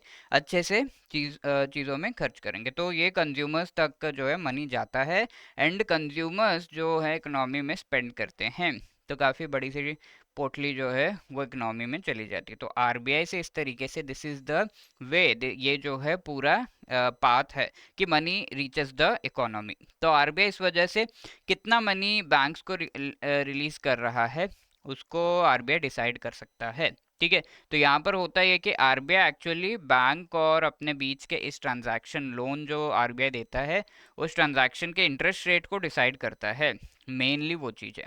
अगर ये इंटरेस्ट रेट लेट्स से 5% है तो बैंक्स लोन लेना चाहेंगे आरबीआई से। अगर आरबीआई ने इसे 10% कर दिया तो बैंक्स लोन लेना नहीं चाहेंगे आरबीआई से। ठीक है, तो दैट इज़ द थिंग। और फिर जो मनी इकोनॉमी में जा रहा है तो वो लोन देंगे भी नहीं आगे, क्योंकि उनके पास खुद पैसे नहीं है, राइट। तो ये चीज इस तरीके से RBI can control these things by setting the interest rate. ठीक है, तो ये बेसिक चीज है, और आगे और भी बहुत सारे लिंक्स है, we will try to understand that also. So RBI boost कर सकता है, कंज्यूमर स्पेंडिंग को बूस्ट कर सकता है, एंड ऑल्सो आरबीआई ने अगर जो मनी है उसे कम कर दिया इकोनॉमी में जो जा रहा है, तो कंज्यूमर स्पेंडिंग एक्चुअली कम हो जाएगी, उनके पास पैसे क्योंकि कम होंगे। तो इस तरीके से आरबीआई एक्चुअली जो मनी इकोनॉमी में जा रहा है उसे कंट्रोल कर सकता है। और इस चीज़ को, इकोनॉमी में मनी ज़्यादा गया तो क्या होगा, इन्फ्लेशन होगा और बढ़ेगा, राइट। इकोनॉमी में मनी कम हुआ तो इन्फ्लेशन कम होगा, तो इस तरीके से इन्फ्लेशन को टारगेट कर सकता है RBI. And this inflation targeting framework जो इंडिया में है, उस चीज़ को हम समझ रहे हैं जो आरबीआई का एक्चुअल मैंडेट है। इसका मतलब है प्राइस को स्टेबल रखना, और ये की ऑब्जेक्टिव है आरबीआई का, स्टार मार्क कर लीजिए, प्राइस को स्टेबल रखना, इन्फ्लेशन को टारगेट करना, ये की ऑब्जेक्टिव है। टारगेट यानी कि कुछ रेंज तो होना चाहिए, कितना परसेंटेज के अंदर रखना है इन्फ्लेशन को, प्राइजेस जो बढ़ रहे हैं वो कितना रेंज उसका होना चाहिए, ये चीज़ भी अभी हम देखेंगे। तो ये एक लीगल मैंडेट है आरबीआई का। आरबीआई को क्वेश्चन किया जाएगा अगर उस रेंज से बाहर जो इन्फ्लेशन है वो जाएगा। ये कहाँ पर लिखा हुआ है, आरबीआई एक्ट 1934 में दिया हुआ है, 2016 में इसे अमेंड किया गया था, और उसमें ये प्रोविजंस डाले गए थे कि प्राइस स्टेबिलिटी लीगल रिस्पॉन्सिबिलिटी है आरबीआई। इसके अलावा गवर्नमेंट ऑफ इंडिया का क्या कुछ रोल है यहाँ पर, तो लीगल रिस्पॉन्सिबिलिटी, और इस एक्ट में दिया हुआ है कि government of India actually RBI के कंसल्टेशन के साथ डिसाइड करेगा कि क्या रेंज होना चाहिए जिसके अंदर इन्फ्लेशन का जो परसेंटेज है वो होगा। तो इन्फ्लेशन को का जो टारगेट है वो हर 5 सालों में सेट किया जाता है, हर 5 सालों में से रिफाइन किया जाता है। प्रेजेंट जो टारगेट है 2021 से 26 के बीच का कंज्यूमर प्राइस इंडेक्स कंबाइंड, तो ये इंडेक्स के बारे में हम चीज़ें पढ़ चुके हैं। तो ये इंडेक्स इन्फ्लेशन को जो है मेजर करने के लिए यूज़ होता है, और ये कंबाइंड क्या है, रूरल प्लस अर्बन पढ़े थे ना, दैट वन। तो ये कंज्यूमर प्राइस इंडेक्स कंबाइंड का जो परसेंटेज है वो 4 ± 2% होना चाहिए, यानी कि 2% से 6% के बीच में ही होना चाहिए ये इन्फ्लेशन रेट। सो ये चीज़ ध्यान में रखना है। और अभी का टारगेट ये सेट किया गया है, गवर्नमेंट ऑफ इंडिया का ये रोल है।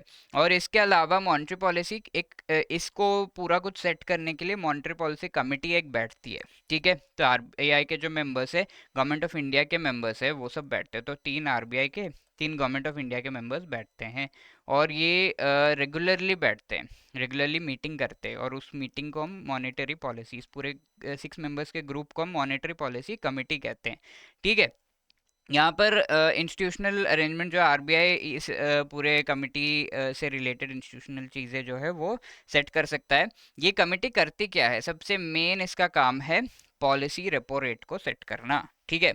रेपो रेट क्या है? अभी अभी हमने देखा आरबीआई वो बैंक्स को जो लोन दे रहा है, वो वाला जो रेट है उसे हम रेपो रेट कहते हैं। रेपो रेट क्यों कहते हैं? ये चीज I think we have discussed and we will also discuss, आगे करेंगे। यहाँ पर आरबीआई बैंक को लोन दे रहा है। लोन देते हुए बैंक ये लोन वापस करेगा या नहीं, RBI does not has the, ये आरबीआई को गारंटी नहीं है, ठीक है। तो इस वजह से आरबीआई पूछता है कि मुझे कुछ गारंटी के लिए चाहिए। That means RBI need some security. तो ये जो बैंक है वो क्या करेगा? किसी न किसी सिक्योरिटी को देगा। सिक्योरिटी क्या हो सकता है? मेनली गवर्नमेंट सिक्योरिटीज को ये देता है, गवर्नमेंट बॉन्ड्स को ये देता है, ठीक है। तो गवर्नमेंट बॉन्ड को आरबीआई को दे दिया कि भाई अगर मैं नहीं देता हूँ, पैसे वापस नहीं करता हूँ, तो इस बॉन्ड को बेच के पैसे रिकवर हो जाएंगे आपके, ठीक है। तो वो होता है। तो इसे हम कोलेटरल कहते हैं, गिरवी रखना, ठीक है। This is called collateral. And since it is called, ये जो कोलेटरल इन्वॉल्व है, तो ये कुछ समय के लिए आरबीआई के पास रखा गया है। तो नाउ व्हाट हैपेंस, इसे रीपरचेस किया जाता है, राइट। जब बैंक ये जो रेट से 100 रुपीज़ लिया है बैंक ने, अब ये वापस करने के लिए रेडी है, तो इसे रीपरचेस किया जाता है। और उसमें थोड़ा सा एक्स्ट्रा अमाउंट दिया जाता है, विच इज़ द इंटरेस्ट रेट, जिसे हम रेपो रेट कहते हैं। 100 से ज़्यादा, लेट से 104 लौटा रहा है और अपने गवर्नमेंट सिक्योरिटी को रीपरचेस कर ले रहा है, इस वजह से इसे हम रेपो या फिर रीपरचेस रेट कहते हैं। शॉर्ट में इसका प्यारा सा नाम रखा गया, रेपो रेट। इसके साथ साथ वेटेड एवरेज कॉल रेट को भी सेट करना। Weighted average call rate, call market जो है उसके बारे में थोड़ा सा मैं आपको बता दूं। ये शॉर्ट टर्म यानी कि 1 डे के लिए मनी बोरो करने के लिए यूज़ किया जाता है। और इसमें जो इंटरेस्ट रेट लगता है, वो interest rate weighted average call rate कहलाता है। तो ये डायरेक्टली लिंक्ड है रेपो रेट से। रेपो रेट जैसे जैसे चेंज होता है वैसे वैसे ये चेंज होता है, तो that is called transmission. Repo rate का वेरिएशन कैसे हो रहा है, वैसे वैसे वो चेंज होता है। कैसे सर? रेपो रेट अगर 4% है, तो इसी में थोड़ा सा ऐड करके, जो भी रेपो रेट है उसमें लेट से 2% ऐड करके कॉल मनी रेट सेट हुआ, ठीक है। तो कॉल मनी रेट कौन सेट करता है? कहीं कहीं जो बैंक से खुद या फिर इस तरीके से, ठीक है। तो बट वो लिंक्ड होता है विद द रेपो रेट, यानी कि 4+2 होगा यहाँ पे। तो ये 6% हो गया। लेट से अब इसको आरबीआई ने 5% कर दिया रेपो रेट को, तो ये क्या हो जाएगा बताओ आप? 5% प्लस 2% है, that is 7% call money rate, ठीक है। तो ये चीज़ है।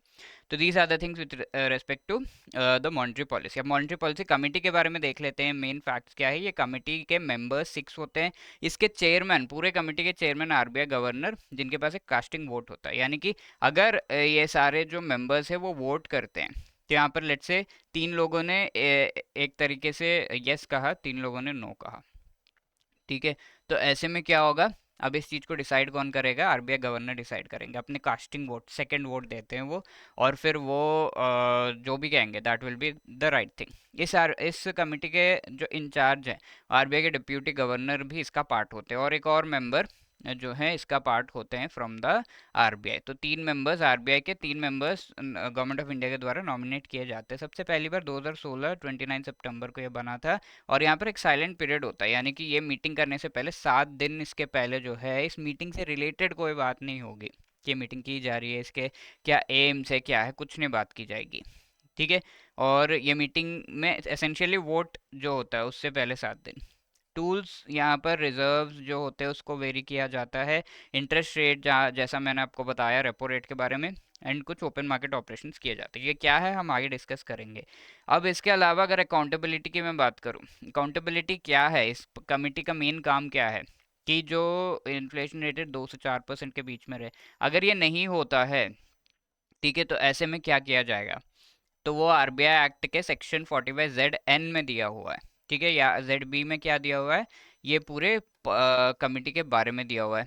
ZN में अकाउंटेबिलिटी से रिलेटेड, यानी कि ये हो रहा है या नहीं, इस चीज़ को कैसे इंश्योर किया जाए, तो एक रिपोर्ट देना पड़ता है।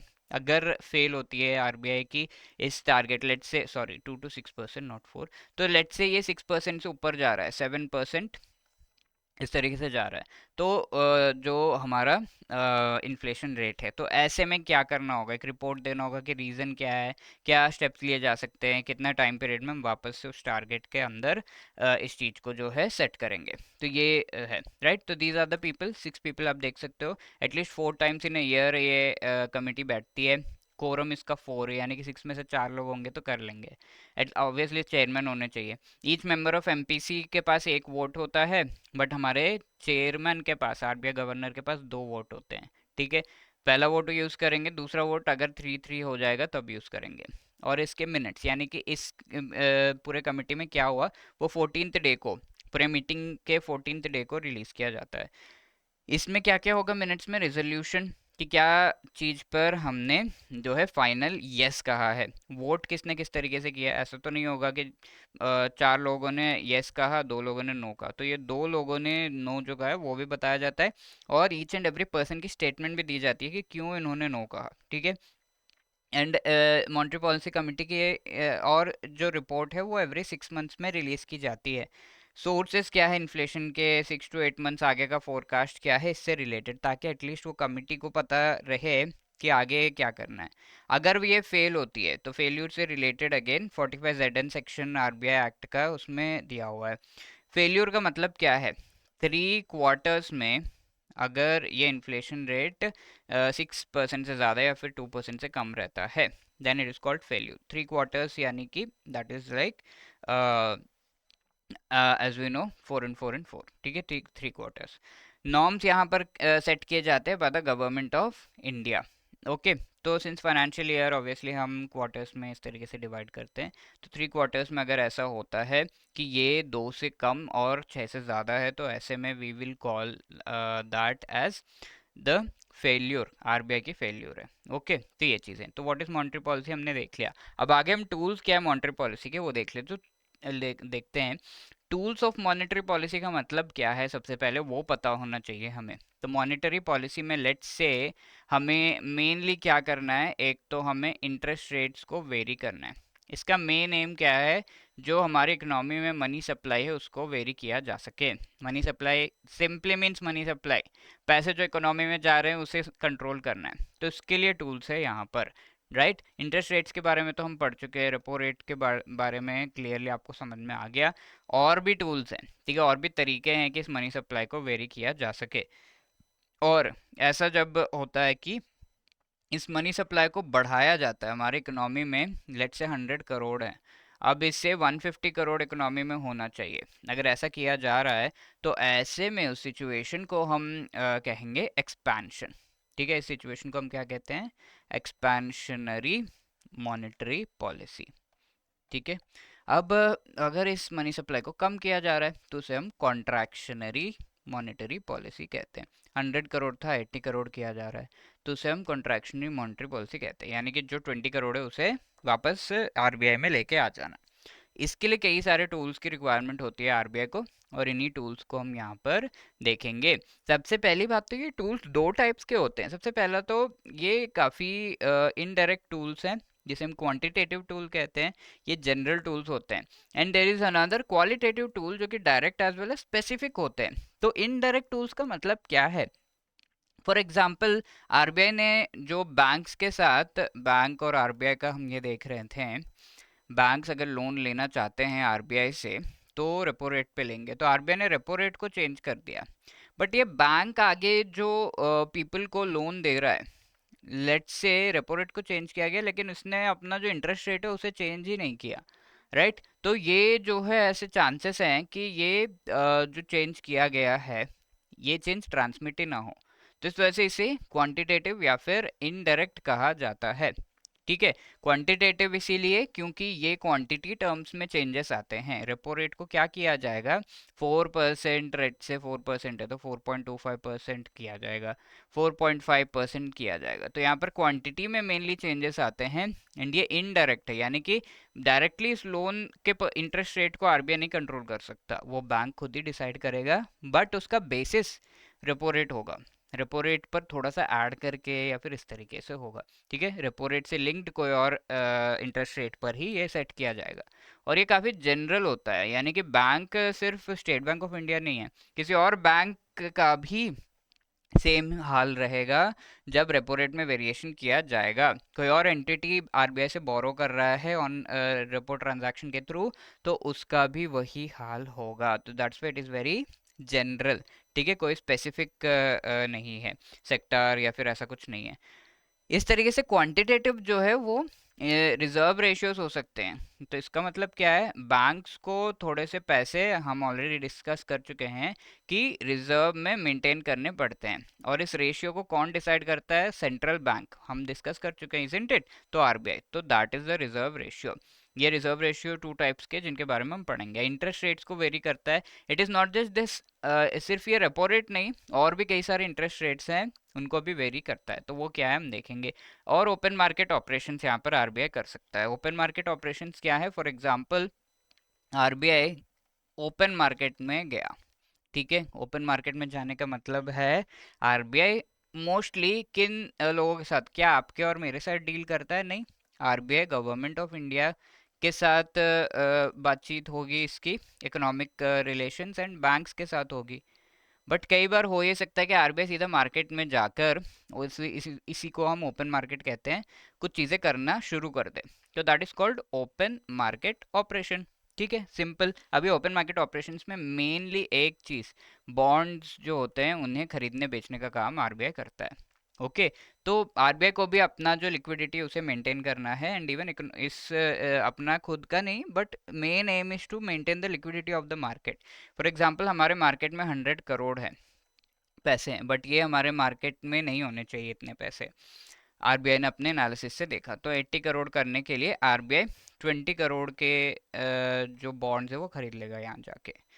ओके, या फिर सॉरी, नॉट खरीदेगा, बेच देगा, राइट। तो आरबीआई के पास बॉन्ड्स पड़े हुए होंगे, गवर्नमेंट सिक्योरिटीज पड़े हुए होंगे, तो वहाँ जाके बेच देगा और वो 20 करोड़ आरबीआई कमा लेगा उसे, और आरबीआई के पास अपने पास रख देगा। तो इस तरीके से ये selling and buying of the bonds होता है सिंपली ओपन मार्केट में, जहाँ पर कोई भी हो सकता है, रिटेल सेलर हो सकता है यहाँ पर मेनली, ऑब्वियसली यहाँ पर भी बैंक्स एंड वही होते हैं प्राइमरी, जो हम कह सकते हैं कि इस पर्टिकुलर मार्केट में पार्टिसिपेट करते हैं। Banks and the insurance companies हो गए, ये सब वो ही मेनली होते हैं, तो उनसे बॉन्ड्स का एक्सचेंज इस तरीके से होता है। अब क्वालिटेटिव यानी कि ये काफ़ी डायरेक्ट होते हैं, डायरेक्टली आरबीआई कहता है ये करो।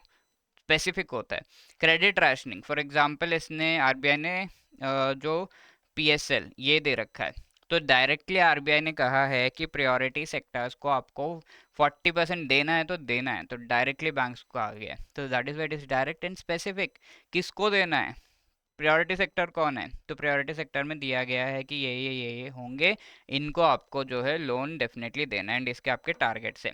देख रहे हो कितना डायरेक्ट है, that is called credit rationing. इसके अलावा लोन टू वैल्यू रेशियो, जहां पर आरबीआई ये बताता है कि फॉर एग्जांपल कोई गोल्ड लेके आया गोल्ड लोन लेने के लिए, तो अगर 100 रुपए का गोल्ड लेके आया तो उसके सामने आप कितना रुपए गोल्ड दे, सॉरी लोन दे सकते हो। इट इज़ नॉट दैट कि 100 रुपीज़ आपको लोन मिल जाएगा, राइट। तो आपको 90 दे सकते हो, 80 दे सकते हो, कितना दे सकते हो, तो वो आरबीआई विल डिसाइड। इसके अलावा मॉरल सुएशन आरबीआई जो है रिक्वेस्ट भी करता है कई बार और कई तरीकों से, बैंक्स को जो है थोड़ा सा प्यार से दुलार से बताने की कोशिश करता है। एक एग्जांपल ले लेते हैं, लेट से आरबीआई ने रेपो रेट को 4% कर दिया, बैंक यहाँ पर जो है, बैंक 4% था, लेट से आरबीआई ने इसे 3% कर दिया, क्योंकि आरबीआई चाहता था कि बैंक जो है रेपो रेट से इसने लिंक किया है, तो जितना भी रेपो रेट है प्लस 5% लेट से। ठीक है, 4+5, इसका इंटरेस्ट रेट होम लोन पे इंटरेस्ट रेट 9% है। अब क्या कर सकता है ये बैंक, यहाँ 4 है, तो अब इसे 4 से 3 किया गया। 3 करने पे क्या होना चाहिए, 3+5 विच इज़ 8% होना चाहिए। बट ये बैंक काफ़ी चतुर चालाक, क्या किया इसने, 3+6% कर दिया। ठीक है, तो ये 9% पे मेंटेन रहा, तो अब 6% खुद कमा रहा है। आरबीआई का मेन एम क्या था कि ये जो कस्टमर्स को मिल रहा है वो कम हो, तो कई बार बैंक ऐसा करते हैं, तो आरबीआई मोरली कहता है कि अरे ये क्या कर रहे हो, ट्रांसमिट करो, ठीक है, जो हमारा मेन एम है वो। अब सुने नहीं तो डायरेक्ट एक्शन लेना पड़ता है, अगर बैंक्स कंप्लाई नहीं कर रहे हैं, आरबीआई के नहीं सुन रहे हैं, एंड वो लीगली अगर गलत काम कर रहे हैं, तो उन पर डायरेक्ट एक्शन किया जाता है बाय आरबीआई। उनका मर्जर करो तो ये करो, सारे बैंक्स को ये करो, सारे प्रूडेंशियल जो है क्वालिटी मेंटेन करने के लिए किया जाता है। तो there are two kinds of reserve ratios, फटाफट से देख लेते हैं। तो बैंक में जो दो तरीके के रिजर्व्स मेंटेन करने पड़ते हैं, पहला कैश रिजर्व रेशियो, यानी कि ये कैश है, मनी है जो मेंटेन करना पड़ता है, और ये मनी सारे बैंक्स जो है आरबीआई में अकाउंट खोलेंगे एंड उसमें डाल देते हैं, तो दैट इज सीआरआर। अब इसके अलावा there is SLR, statutory liquidity ratio. तो एसएलआर में मनी होता है, जो कैश है वो मेंटेन करना होता है रिजर्व्स में, and I hope by now आपको पता है कि रिजर्व्स क्या होते हैं। तो बैंक जो है वो रिजर्व्स मेंटेन करते हैं ताकि किसी क्राइसिस सिचुएशन में वो यूज़ कर सकते हैं, सिंपल, जैसा कि हम पैसे सेव करते हैं किसी क्राइसिस सिचुएशन के लिए, वैसे ही बैंक्स। अब मनी है यहाँ पर, और इसके अलावा गोल्ड है, गवर्नमेंट सिक्योरिटीज़ हैं, जो कि आरबीआई यहाँ पर सेव कर सकता है। ओके, तो जैसे हम भी पैसे रखते हैं, तो थोड़ा बैंक में डाल दिया, थोड़ा कहीं और इन्वेस्ट कर दिया, थोड़े पैसे जो है घर में इन्वेस्ट कर दिया, तो ऐसे। तो ये पूरी वैरायटी होती है इनके पास, जहाँ पर ये बैंक्स इन्वेस्ट कर सकते हैं, एंड ये एसएलआर बैंक खुद अपने पास ही रखता है, आरबीआई में देने की ज़रूरत नहीं होती है, that is the thing. Interest rates क्या है, लिक्विडिटी एडजस्टमेंट फैसिलिटी, ये हम समझेंगे इसका मतलब क्या है। ये सिंपली इंटरेस्ट रेट्स का पूरा एक रेंज है, एक्चुअली तीन इंटरेस्ट रेट्स का कॉम्बिनेशन है, जिसे हम लिक्विडिटी एडजस्टमेंट फैसिलिटी, तो बैंक्स अपनी लिक्विडिटी एडजस्ट कर सकते हैं with the help of RBI. Mainly scheduled commercial banks, ठीक है, शेड्यूल्ड कमर्शियल बैंक्स ऐसे बैंक्स है जो कि आरबीआई के शेड्यूल 2 में इनका नाम दिया हुआ है, तो उन्हें शेड्यूल्ड कमर्शियल बैंक्स कहा जाता है। तो आगे और भी डिस्कस करेंगे आगे चैप्टर्स में। There is also another tool जिसे हम बैंक रेट कहते हैं। तो ये जो रेपो रेट की हमने बात की थी, ये ओवरनाइट होता है, यानी कि सिर्फ 1 डे के लिए होता है। लेट से किसी बैंक को 1 डे से ज़्यादा के लिए पैसे चाहिए, तो वो बैंक रेट पे लेगा, ठीक है। तो 1 डे से ज़्यादा के लिए चाहिए तो रेपो रेट से थोड़ा ज़्यादा इंटरेस्ट रेट लगता है। ये 28 डेज तक का लोन लिया जा सकता है from RBI by the bank, तो उसे हम बैंक रेट कहते हैं। आगे रिवर्स रेपो रेट भी होता है। लेट से आरबीआई चाहता है कि जो पैसे बैंक के पास पड़े हुए हैं फालतू, वो पैसे आप दे दो, या फिर बैंक जो है बहुत ज़्यादा लोन में किसी और तरीके से ले जा रहा है, तो बैंक से कहेगा कि ये पैसे जो है आरबीआई में जमा करो, तो that is reverse repo rate. Repo rate में क्या है, लेट से 4% पे बैंक लोन ले रहा है, तो रिवर्स रेपो रेट हमेशा इससे कम रहेगा, 3%। अब ये 3% कौन, आरबीआई के पास पैसे जा रहे हैं, तो 3% आरबीआई देगा, यानी कि 100 रुपये अगर बैंक ने दिए तो आरबीआई वापस से 103 रुपीज़ देगा, ठीक है। That is called reverse repo rate, simple. तो यहाँ पर ये चीज़ जो है आरबीआई फिक्स करता है, और कई बार वेरिएबल होता है, यानी कि ऑप्शन, तुम्हें 3 चाहिए, कोई बैंक कहेगा मुझे 2% में दे, जो है मेरे पैसे रख लो, कोई बात नहीं, तो दैट जो है उस चीज़ का फ़ायदा उठाया जाता है, एक तरीके का ऑप्शन होता है, and then this is done. अब ओपन मार्केट ऑपरेशंस में एक जो इम्पोर्टेंट ऑपरेशन है, that is called market stabilisation scheme, तो वो क्या होता है आगे हम डिस्कस करेंगे। अब यहाँ पर लिक्विडिटी एडजस्टमेंट फैसिलिटी में तीन चीज़ें हैं। एक तो मैंने आपको बता दिया, अगर कोई भी जो लोन लेना है तो वो रेपो रेट पे लिया जाता है, रेपो रेट पर भी कुछ लिमिट होती है कि भाई 100 करोड़ से ज़्यादा नहीं ले सकते, इस तरह का, this is just an example.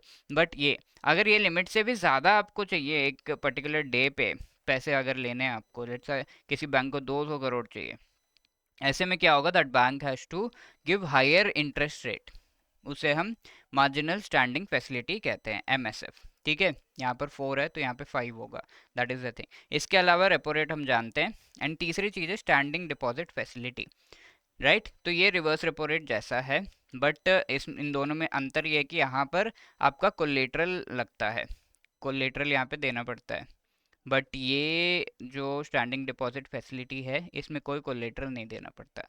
मतलब क्या है सर, आरबीआई, ठीक है, अब कह रही है बैंकों की अपने पैसे जो है मेरे पास रखो, या फिर बैंक चाहता है कि वो फालतू में यहाँ वहाँ लोन नहीं दे पा रहा है, कुछ कमा नहीं पा रहा है बैंक, डिमांड जब कम होती है, तो लेट्स से बैंक ने पैसे जो है आरबीआई में रख दिए, 2% तो मिलेगा कम से कम, ठीक है। इस ट्रांजैक्शन के लिए रिवर्स रेपो रेट में क्या करना होता है, आरबीआई अपने गवर्नमेंट सिक्योरिटीज जो है वो दे देता है बैंक को। अब फिर जब ये पैसे आरबीआई वापस करता है तो गवर्नमेंट सिक्योरिटीज बैंक वापस कर देता है, तो यहाँ पर रीपर्चेज होता है, तो that is called reverse repo rate. But यहाँ पर जब गवर्नमेंट सिक्योरिटी इंक्लूडेड नहीं है, बैंक ने पैसे दिए, आरबीआई ने वापस किया, बस that is called standing deposit facility, ठीक है। तो standing deposit facility liquidity adjustment facility का जो है उसका पार्ट है। अब आप देख रहे हो बहुत ही प्यार से कि लिक्विडिटी एडजस्टमेंट फैसिलिटी में 3 रेट्स आ गए। बैंक क्या कर सकती है, ये तीनों ही ओवरनाइट होते हैं, यानी कि 1 डे के अंदर ये चीज़ें करनी होती है। बैंक को अगर लोन लेना है तो क्या करेगा, रेपो रेट पे लेगा। अब रेपो रेट वाला लिमिट क्रॉस हो गया तो क्या करेगा, एमएसएफ जो है उस पे ये लोन लेगा।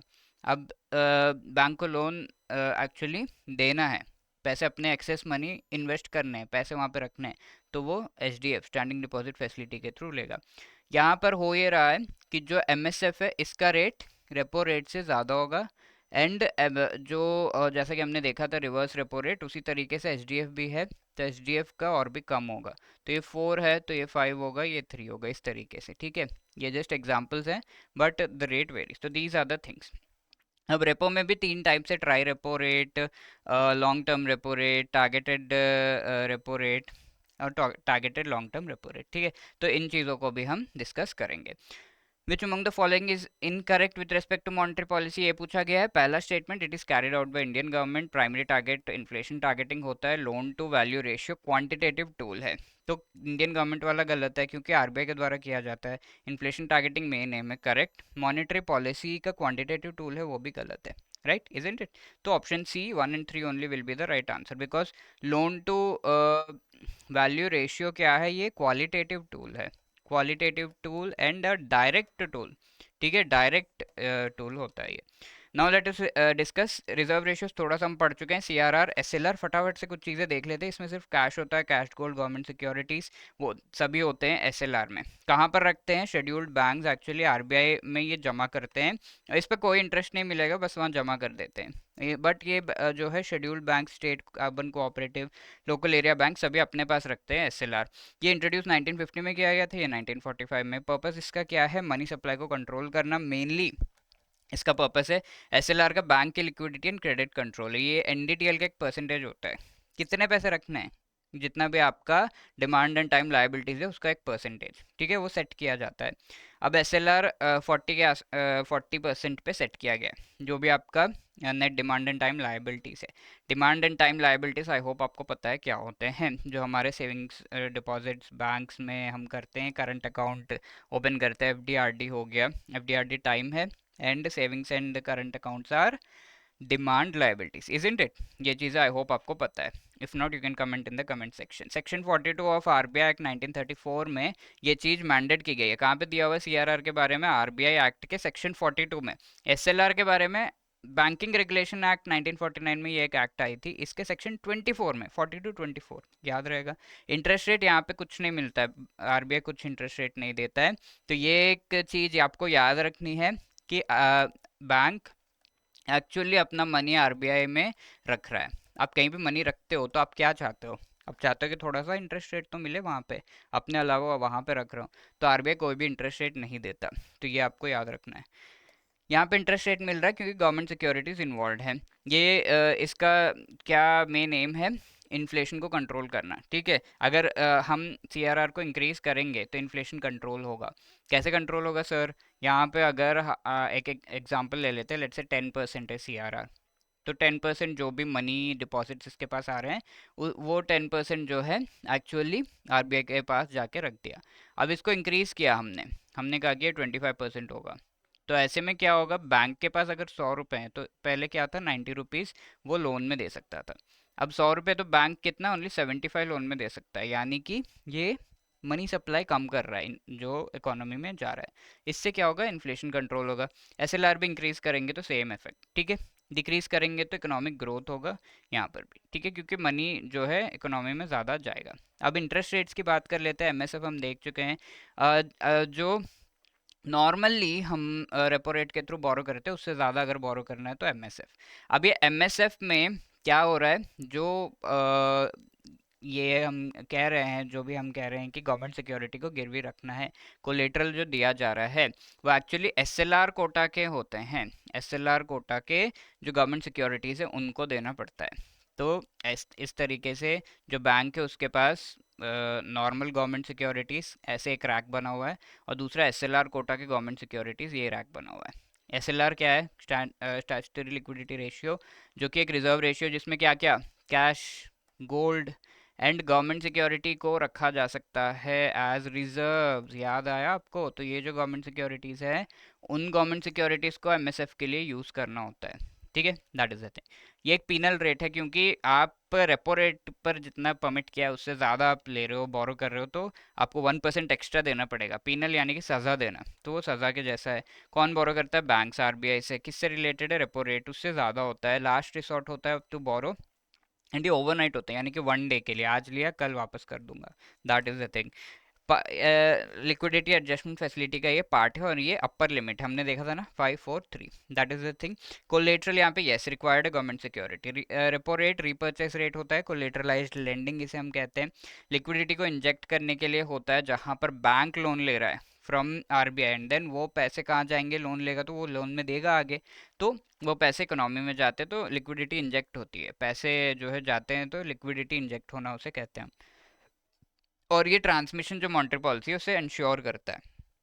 रेपो रेट से कई सारी चीज़ें लिंक्ड है, for example interest rate, weighted average call money rate. ठीक है, तो ये सब डायरेक्टली लिंक्ड है। तो रेपो रेट चेंज होगा तो वो सब चेंज होंगे, तो ट्रांसमिट करता है जो भी आरबीआई का मॉनेटरी पॉलिसी है।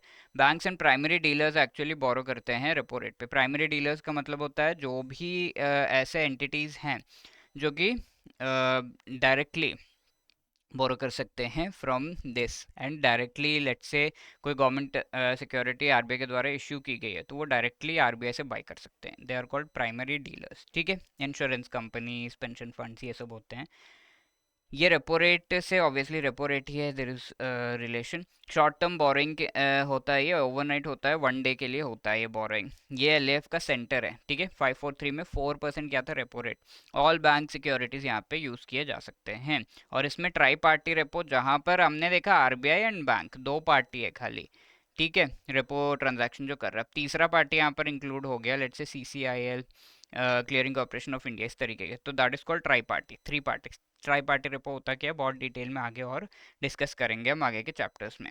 नेक्स्ट है टर्म रेपो, जहाँ पर 7, 14, 28 डेज, ये वन डे के लिए है ना।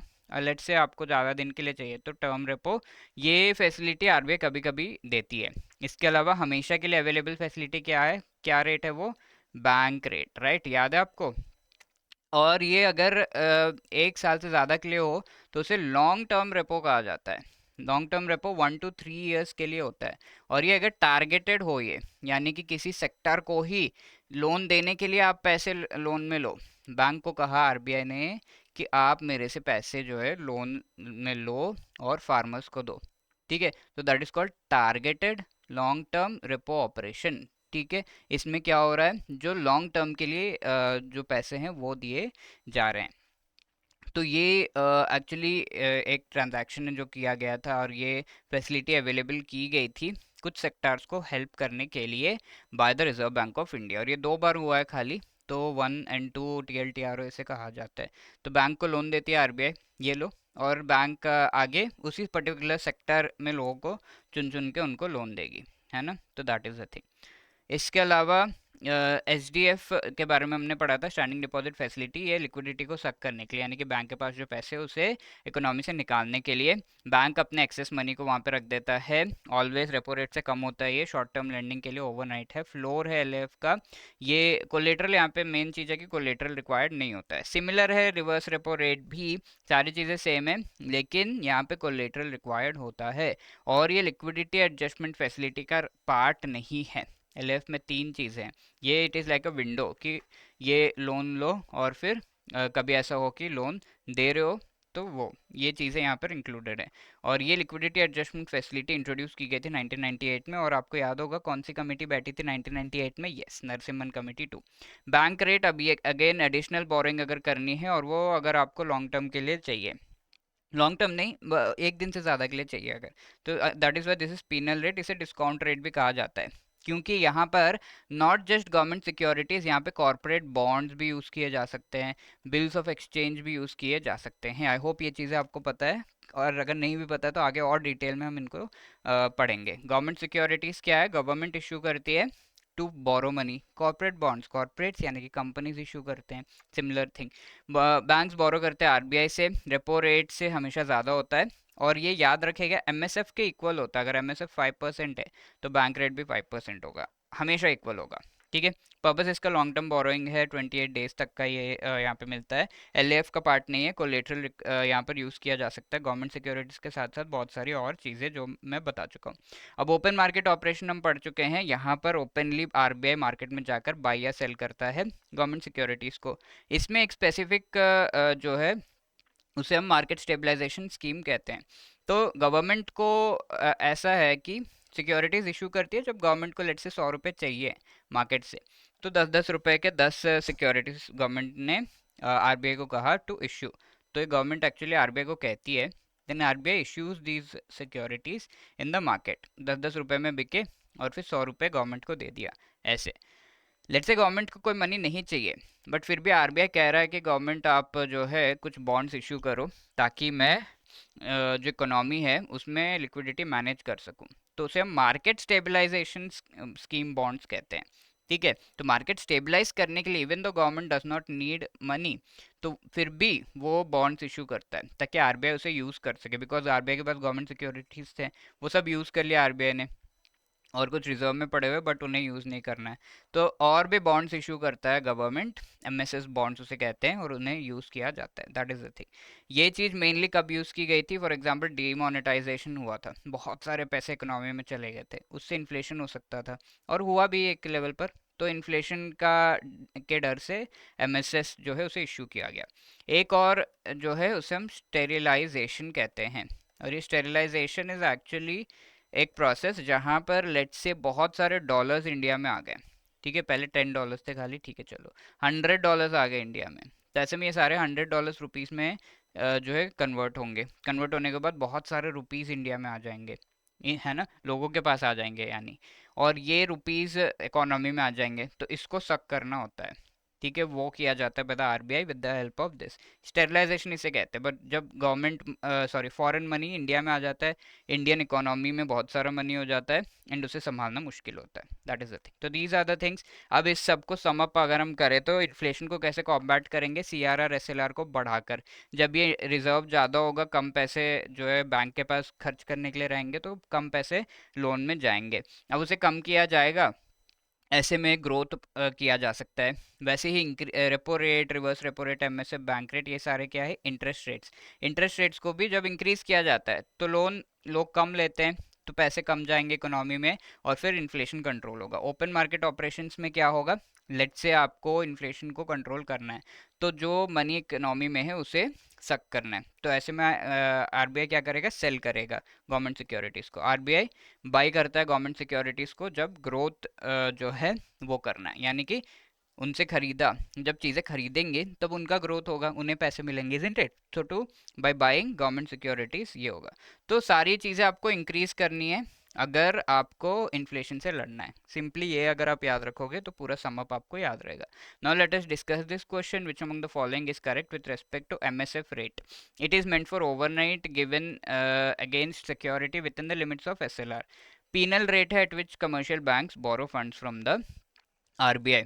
ओवरनाइट लेंडिंग एमएसएफ, जी हाँ, ये एसएलआर वाले आप यूज़ करते हो government securities, exactly correct. Rate at which commercial banks borrow funds from RBI, ये भी यहाँ पर सही है। ठीक है। तो D will be the right answer जहाँ पर all the three are correct. एक और question, which of these are the components of LAF? Repo rate है, बैंक रेट है, एमएसएफ है, कौन सा लिक्विडिटी एडजस्टमेंट फैसिलिटी का पार्ट है? तो बैंक रेट पार्ट नहीं है, हम ऑलरेडी देख चुके हैं। क्या क्या है बताइए फटाफट से। एमएसएफ है 5%, 4% क्या है? This is just an example to remember, ठीक है, ये परसेंटेज वेरी हो सकता है। जो भी है, एमएसएफ रेपो रेट से ज़्यादा ही होगा, तो रेपो 4, देन एसडीएफ, ये तीन है, इजंट इट? ये थ्री। तो एचडीएफ हमेशा रेपो से कम होगा।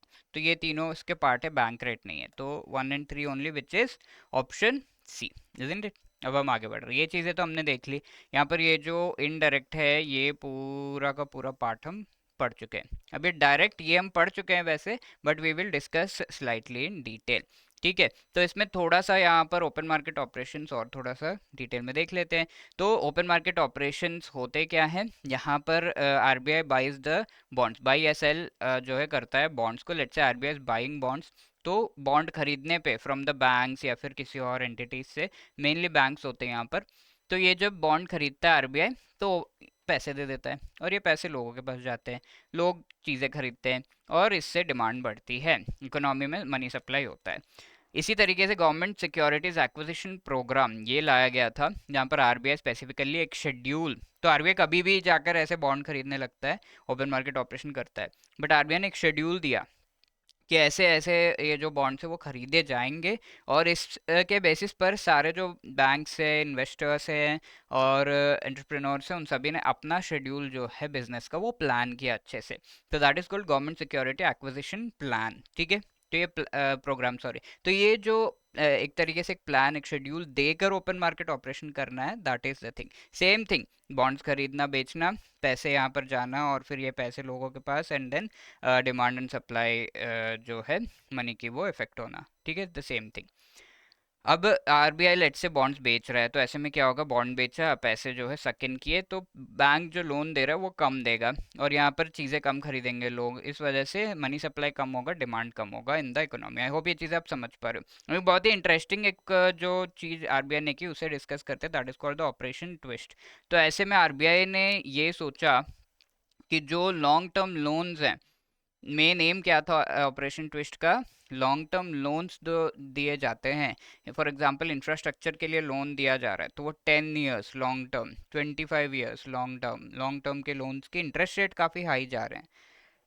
ठीक है, और डिमांड भी बहुत खास नहीं है, लेकिन फिर भी इंटरेस्ट रेट इसके जो है हाई जा रहे हैं, तो इस वजह से लॉन्ग टर्म लोन्स ले नहीं पा रहे हैं लोग।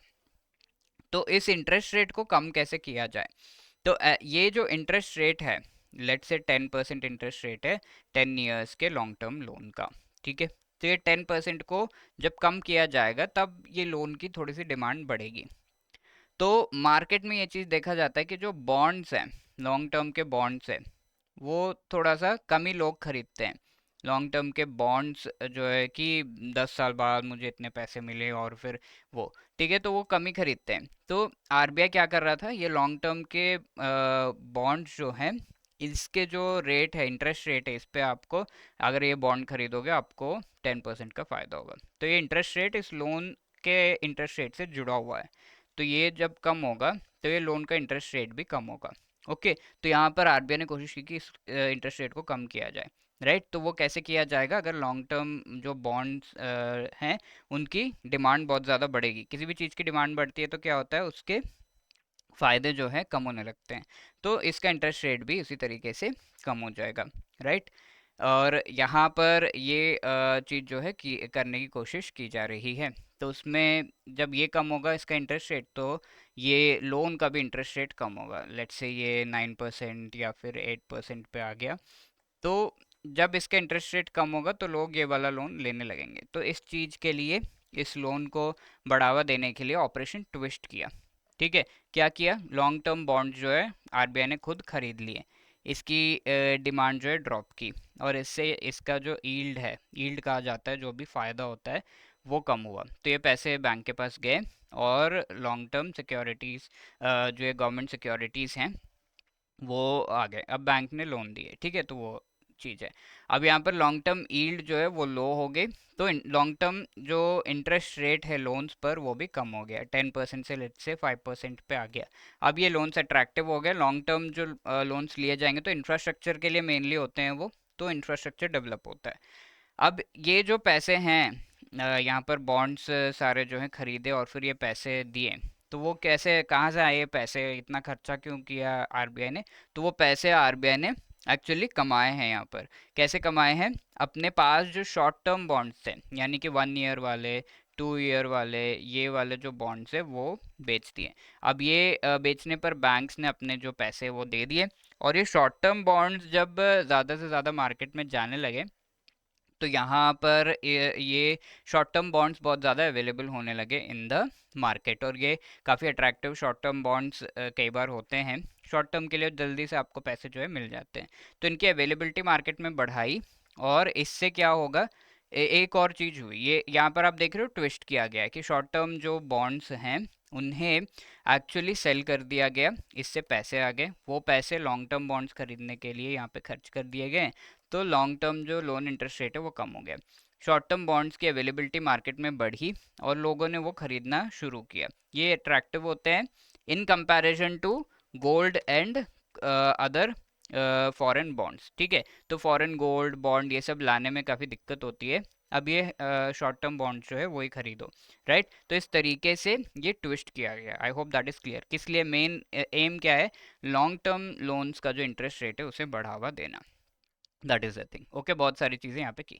अब हम क्वालिटेटिव टूल्स देख लेते हैं। क्रेडिट राशनिंग सबसे पहला, जहाँ पर क्रेडिट जो दिया जा रहा है यानी कि लोन दिया जा रहा है उसे रेगुलेट डायरेक्टली जो आरबीआई वो करता है।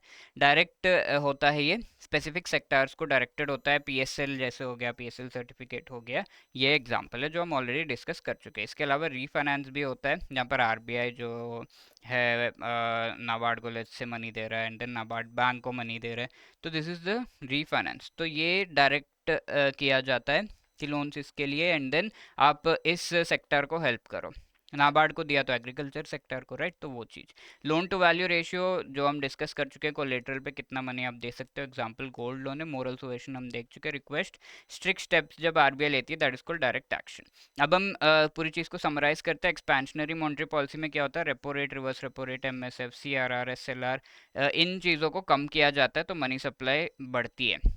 इसको इजी, लूज, अकोमोडेटिव या डविश मॉनेटरी पॉलिसी भी कहा जाता है। डिमांड बढ़ती है एंड आउटपुट इसका जो है ये है कि बहुत ज़्यादा इकोनॉमी में पैसे जाते हैं एक्सपेंशन करने। इसे चीप मॉनेटरी पॉलिसी भी कहा जाता है। एक्सपेंशन करने पे क्या होता है? बहुत सारे पैसे इकोनॉमी में जाते हैं, लोग जो है ग्रोथ होती है।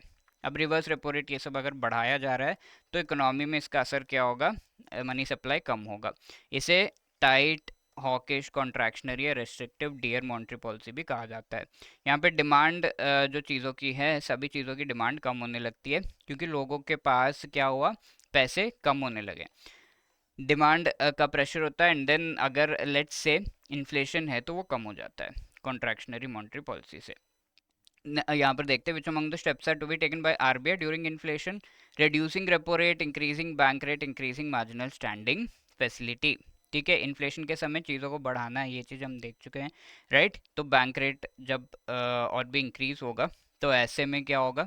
वो जो लोन्स लिए जा रहे हैं वो कम हो जाएंगे। That is why B 2 and 3 will be the right answer, right. Interest rates बढ़ाने से क्या होगा? लोन कम होंगे और इन्फ्लेशन कंट्रोल होगा। अब ये ट्रांसमिट कैसे होता है ये सारा कुछ? तो हमने कहा था कि जो बैंक्स के इंटरेस्ट रेट हैं वो सेट किए जाते हैं, और उसको सेट करने के लिए आरबीआई अलग अलग फॉर्मूला जो है देता है, अलग अलग बेस देता है कि कैसे आपको इंटरेस्ट रेट डिसाइड करना है। तो सबसे पहले बेंचमार्क प्राइम लेंडिंग रेट ये लेके आया RBI, then base rate, then marginal cost of funds based lending rate MCLR, फिर external benchmark based lending rate ये लेके आया, ठीक है, ईबीएलआर। तो इसका मीनिंग क्या है? लेंडिंग रेट आरबीआई क्या चार्ज करेंगे उसको जो है एक सजेस्टिव तरीके से बता दिया कि ऐसे ऐसे आपको लेंडिंग रेट जो है रखना है। बेस रेट का मतलब है कि इससे कम आप जो है लेंडिंग रेट पे लोन्स नहीं दे सकते। एमसीएलआर के लिए एक पर्टिकुलर फॉर्मूला दे दिया गया जो कि टेनोर लिंक था, यानी कि 1 मंथ के लिए, 3 मंथ के लिए, 6 मंथ्स के लिए, 1 ईयर के लिए जो फॉर्मूला है वो वेरी करेगा, और किस किस तरीके से वेरी करेगा। एक्सटर्नल बेंचमार्क में ये कहा गया कि आपको जो भी इंटरेस्ट रेट सेट कर रहे हो वो किसी एक्सटर्नल बेंचमार्क से लिंक करना होगा। For example repo rate, repo rate कौन डिसाइड करता है? बैंक नहीं करता है, एक्सटर्नली डिसाइड होके आता है, राइट। तो उससे लिंक करना होगा, राइट। ये सारे बेंचमार्क्स कौन देगा? FBIL, financial benchmark India limited. ये suggestion Janakraj internal study group ने एक्चुअली दी थी। ठीक है, क्यों दी थी देखते हैं हम फटाफट से। 2003, 2010, 16, 19 में इसे इंट्रोड्यूस किया गया था। ट्रांसपेरेंटली जो इंटरेस्ट रेट है उसे सेट करने के लिए BPLR लाया गया था, करेक्ट प्राइसिंग लोन्स की हो। यहाँ पर भी मेन वही था। यहाँ बेस रेट को बार बार रिव्यू किया जाता है और पब्लिकली पब्लिश किया जाता है। बैंक्स को पब्लिश करना होता है कि इतना मेरा रेट है, कैसे कैलकुलेट किया है मैंने। सेम थिंग यहाँ पर भी। और यहाँ पर मेन एम है ट्रांसमिशन, यानी कि रेपो रेट से अगर लिंक्ड होगा तो interest rate directly repo rate से लिंक्ड होगा, तो repo rate monetary policy transmit हो रहा है, इजंट इट? कंपोनेंट्स इसके क्या है? Cost of funds, operational expenses जो भी है। तो कितना कॉस्ट लगा आपको फंड्स ये सब अरेंज करने के लिए, कौन बताएगा? बैंक खुद ही बताएगा, राइट? ये भी कौन बताएगा मेरे एक्सपेंसेस कितने थे, मार्जिन, रेगुलेटरी रिक्वायरमेंट्स के लिए, वो सब बैंक खुद ही बताएगा। तो यहाँ पर ये बेस रेट भी सेम चीज़ें हैं।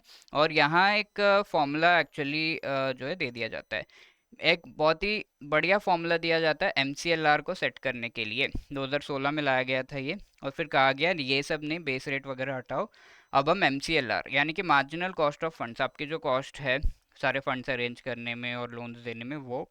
इसके साथ साथ CRR पे नेगेटिव कैरी ऑन कितना है, यानी कि CRR जो कैश रिजर्व रेशियो है, वो आप पैसे RBI में रख रहे हो, आपको इंटरेस्ट मिल रहा है उस पर? नहीं मिल रहा, तो उसका जो लॉस हो रहा है वो। इसके साथ साथ आपका ऑपरेटिंग कॉस्ट बैंक्स के जो है, and tenure premium, for example long term के लोन दे रहे हैं तो उसमें थोड़ा सा बैंक को लॉस होता है, तो वो जो लॉस होता है वो। ये चार चीज़ों को ऐड करके इसके बेसिस पर MCLR का फॉर्मूला डिसाइड किया जाता है। अब एक्सटर्नल बेंचमार्क में क्या कहा गया? कुछ एक्सटर्नल बेंचमार्क्स को लिंक करना होगा आपको अपने इंटरेस्ट रेट को। सबसे पहला इसमें repo rate, government 3 month treasury bill का जो यील्ड है वो दूसरा है। तीसरा 6 मंथ ट्रेजरी बिल का यील्ड। तो ट्रेजरी बिल क्या होता है? गवर्नमेंट शॉर्ट टर्म के लिए पैसे उठाती है फ्रॉम द मार्केट और सामने एक बिल देती है। बिल यानी कि आपको एक कागज़ दिया जाएगा, आजकल तो ऑनलाइन में, बट पहले कागज़ दिया जाता है जिसमें लिखा हुआ है कितने पैसे आपने दिए हैं, इतना आपको जो वापस मिलेगा या फिर इतना इंटरेस्ट आपको मिलेगा, राइट? वो चीज़। और कोई भी जो FBIL डिसाइड कर रहा है, FBIL एक it is like a government entity जो कि डिसाइड करता है कि कौन से बेंचमार्क्स होने चाहिए जिससे ये चीज़ें लिंक कर सके। इश्यूज़ क्या है? कोई स्पेसिफिक फॉर्मूला यहाँ पे नहीं दिया गया, ये कह दिया गया। ठीक है, बैंक्स इससे नीचे जो लेंडिंग रेट है उस पर भी दे देते थे, जो भी लोन्स है। Suggestive formula actually base rate के लिए दिया गया है। और इसके बेस रेट में क्या है? बेस है, इससे नीचे आप इंटरेस्ट रेट सेट नहीं कर सकते लोन के लिए, अट्रैक्टिव बनने के लिए, बट उससे नीचे भी सेट करके दे दिया जाता था लोन को। ठीक है, तो ये एक इश्यू था। MCLR अब एक इंटरनल बेंचमार्क लाया गया। यहाँ पर ट्रांसपेरेंसी जो है वो फिर भी लैग कर रही थी क्योंकि इंटरनल है। मार्जिनल कॉस्ट आपका कितना लगा बैंक बताएगा, नेगेटिव जो कैरी ऑन CRR पे बैंक बताएगा, ऑपरेटिंग कॉस्ट बैंक बताएगा, टेनोर प्रीमियम भी बैंक बताएगा। तो यहाँ पर जो है, जो इंटरेस्ट रेट सेट किया जा रहा है उसमें बैंक का बहुत ज़्यादा हाथ है। वो धीरे धीरे हटा दिया गया जनकराज कमेटी स्टडी ग्रुप के रिकमेंडेशन के बेसिस पर, जहाँ पर रेपो रेट आप देख रहे हो, ये कौन सेट करेगा? RBI। गवर्नमेंट का ट्रेजरी बिल, इसका इंटरेस्ट रेट कौन सेट करेगा? Government, right? तो ये सारे एक्सटर्नल बेंचमार्क्स है, यानी कि बैंक खुद नहीं सेट कर रहा है उसे, उस पर बेस्ड है, right? Which among the following one of the standards of EBLR, ये पूछा गया। RBI policy repo rate, 3 month treasury bill published by FBIL, 6 month treasury bill yield published by FBIL। तो तीनों ही है, so D will be the right answer. अब आगे हम बढ़ रहे हैं। मॉनेटरी पॉलिसी कोविड के समय क्या थी? आत्मनिर्भर भारत अभियान के तहत ये चीज़ें हुई जहाँ पर लिक्विडिटी मैनेज किया गया। अब ये चीज़ आपको फटाफट से समझ में आ जाएंगी क्योंकि बहुत सारे थियोरी इसके पीछे हम पढ़ चुके हैं। रेगुलेशन, सुपरविजन, ये सब फाइनेंशियल मार्केट को भी संभालने की कोशिश की गई है। ठीक है, कोविड के समय जो हमारा इकोनॉमी है काफ़ी नीचे गया था, तो क्या क्या हेल्प किया गया कौन से सेक्टर्स को? CRR को ड्रॉप किया गया कि बैंक्स चलो इतना रिजर्व नहीं, लोन्स में पैसे दो, राइट? इसके अलावा जो RRR इज़ जो रिवर्स रेपो रेट है, राइट? तो उससे रिलेटेड MSF यहाँ पर क्या किया गया, उसे उसका जो लिमिट है, SLR का लिमिट जो यूज़ किया जा सकता है, MSF जो लिया जा सकता है, वो सब भी बढ़ाया गया कि ज़्यादा लोन बैंक ले सकते हैं। LAF में भी इसे भी वाइड किया गया, यानी कि यहाँ पर जो इंटरेस्ट रेट्स है उसे वाइड किया गया। रिवर्स रेपो रेट, ये जो है इसे ड्रॉप किया गया, triple R, right, not that but reverse repo rate is the triple R, तो इसे भी कम किया गया। और इसके अलावा special liquidity facility mutual funds को देने के लिए 50,000 करोड़ रुपीस खर्च किए गए हैं। जी सैप जो हम पढ़ चुके हैं, ऑपरेशन ट्विस्ट, TLTRO 2.0, जहां पर 50,000 करोड़ जो है बैंक्स को दिया गया। बॉन्ड्स, CP, ये सब जो कंपनीज इशू कर रहे हैं उसमें बैंक इन्वेस्ट करो आप, ताकि उनके बॉन्ड्स खरीदे जाए, कंपनीज के पास पैसे जाए और ग्रोथ हो। तो 50% ऐसे जो पैसे जा रहे हैं वो NBFC जो कि small and mid size micro finance institutions and NBFCs को पैसे देने हैं, ये चीज़ कही गई। ऑन टैप TLTRO, जहाँ पर TLTRO का शेड्यूल जो है RBI डिसाइड करता था, ऑन टैप यानी कि जब भी चाहिए आप ले सकते हो। इमरजेंसी हेल्थ सर्विसेज के लिए TLTRO लाया गया, राइट। 50,000 करोड़ यहाँ पर 3 साल के टाइम के लिए ये TLTRO लाया गया। आई होप ये चीज़ें आप समझ में आ रही हैं आपको। टर्म लोन्स पे मॉरिटोरियम दे दी गई कि चलो लोन्स हैं, आप थोड़ा और समय ले लो वापस करने के लिए। वर्किंग कैपिटल के लिए फाइनेंस यहाँ पर जो है पैसे देने का काम, refinance all India financial institutions को किया गया। वेस एंड मीन्स एडवांस, जिसके थ्रू RBI से गवर्नमेंट बोरो करते हैं पैसे, तो वो इंटरेस्ट सबवेंशन, रीपे इंसेंटिव वगैरह दिया गया, ताकि इंटरेस्ट कम देना पड़े ऑन लोन्स, और साथ के साथ कोई जल्दी से रीपे कर रहा है तो उसे इंसेंटिव। PSL यहाँ पर चेंज किए गए, लोन टू वैल्यू रेशियो 75 से 90% पे लाया गया। ठीक है, तो 100 रुपये का गोल्ड दोगे तो पहले 75 रुपीज़ मिलता था, बट अब 90 कर दिया गया। MSME लोन को रिस्ट्रक्चर कर सकते हैं, NACH all days available, actually ये नहीं था पहले। डिजिटल पेमेंट्स को बढ़ावा, USD INR स्वैप, ताकि जो एक्सचेंज रेट है वो मेंटेन किया जा सके, ट्रेड को बढ़ावा, एग्जिम बैंक की लिक्विडिटी, ये सब। अब हम आगे बढ़ रहे हैं फिस्कल पॉलिसी। सो वी इस स्लाइड को अगर हम समराइज कर लेंगे, समझ लेंगे, बहुत ही क्लियरली हमें समझ में आ जाएगा। सेम चीज़ें हैं, फिस्कल जो है गवर्नमेंट के द्वारा किया जाता है। यहाँ पर एक्सपेंशनरी कॉन्ट्रैक्शनरी दो है। क्या यूज़ किया जाता है? Taxes and government spending, growth, price stability, ये सब, कैपिटल फॉर्मेशन, रिसोर्स मोबिलाइज करना, ये सब होता है। एंड फिस्कल एंड मॉनेटरी में सिमिलैरिटीज हम देख चुके हैं, एम का होता है, डिफरेंसेस है कि कौन कर रहा है। ठीक है, फिस्कल कौन करता है? गवर्नमेंट। मॉनेटरी कौन करता है? RBI। मीनिंग यहाँ पर हम देखेंगे of the budget and taxation. Receipts का एस्टिमेशन होता है, बजट में क्या होता है, लेट्स से आप कोई पर्सन है तो उसे सैलरी जो मिल रही है उसका कितना वो कहाँ कहाँ खर्च कर रहा है, और सैलरी को बढ़ाने का कैसे सोचना है। सेम थिंग इज बजट की, गवर्नमेंट को जो रेवेन्यू हो रहा है वो कैसे बढ़ाना है और उसको कहाँ कहाँ एक्सपेंडिचर में लगाना है। अगर एक्सपेंडिचर के लिए पैसे कम कर रहे हैं तो बोरो कैसे करना है, ऑल ऑफ दैट। ये बजट से रिलेटेड आर्टिकल 112 में दिया हुआ है। कैपिटल रेवेन्यू दो तरीके के यहाँ पर होते हैं। बजट और डिटेल में बाकी के चैप्टर्स में हम डिस्कस करेंगे, राइट। April 1 टू March 31 के लिए, February 1 को एक्चुअली बजट जो है स्पीच होता है, एंड देन बजट रिलीज किया जाता है। 3 अकाउंट्स इसमें होते हैं, consolidated, contingency fund of India and public account of India. Budget division जो department of economic affairs, ministry of finance का बजट डिपार्टमेंट, फंक्शंस इसके एलोकेशन एंड रीडिस्ट्रीब्यूशन है। ये चीज़ें हम देख चुके हैं। फिस्कल पॉलिसी में क्या होता है, गवर्नमेंट स्पेंडिंग बढ़ाई जा रही है और टैक्सेस जो है कम किए जा रहे हैं, तो that is called expansionary monetary policy. पैसे बढ़ाए जा रहे हैं इकोनॉमी में, गवर्नमेंट स्पेंडिंग कम करना एंड टैक्सेस को बढ़ा देना, दैट इज कॉन्ट्रैक्शनरी।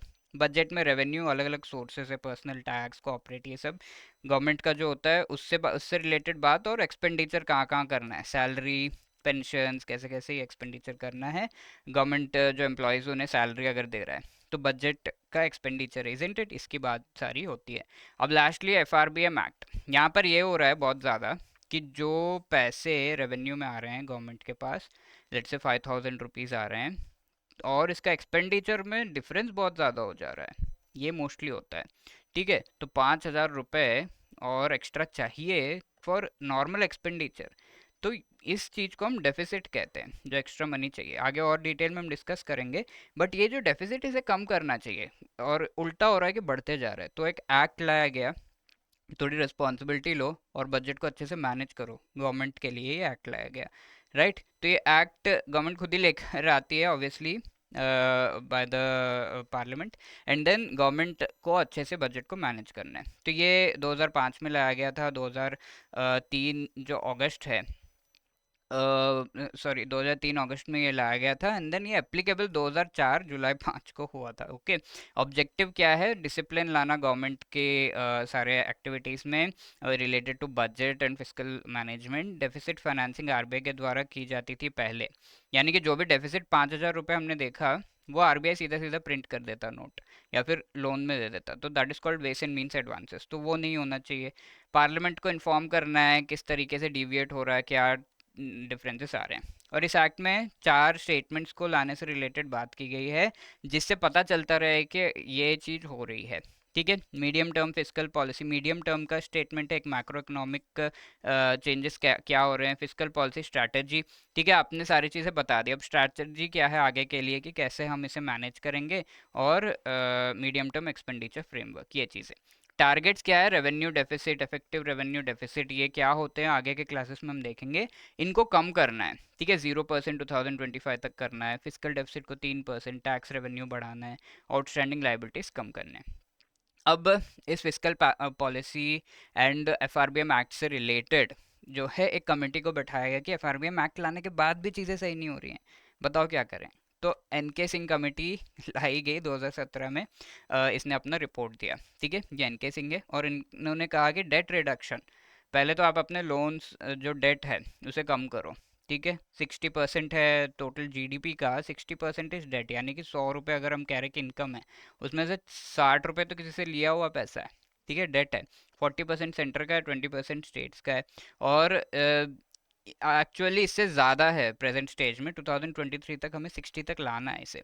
इसके लिए एक फिजिकल काउंसिल को बैठाया जाएगा, चेयरमैन होंगे 2 मेंबर्स सेंटर के द्वारा जो है अपॉइंट किए हुए, वो ये कहा गया। ये काउंसिल, ये ग्रुप बताएगी कि कैसे कैसे करना है चीज़ों को, ये फोरकास्ट करेगी, डिविएशन होगा तो एडवाइस करेगी कि कैसे हमें डेट कम करना है, और एक्सपेंडिचर जो है उसे रेवेन्यू से मैच कर सकते हैं या डेफिसिट कम कर सकते हैं। फिजिकल स्ट्रैटेजी क्या होगा, डेटा जो है सारा कोलेक्ट करेगी। डिविएशन ओनली 0.5% का अलाउ किया जाएगा ऑफ जीडीपी पर ईयर। ठीक है, यानी कि लेट से 3% का टारगेट है कि आपका जो डेफिसिट है वो 3% ऑफ जीडीपी से ज़्यादा नहीं होना चाहिए, यानी कि हमारा जीडीपी इनकम 100 है, तो उसमें से जो डेफिसिट है वो 3 रुपये होना चाहिए बस। ठीक है, या फिर जो इसका जो ग्रोथ है फॉर एग्जांपल वो होना चाहिए 3%।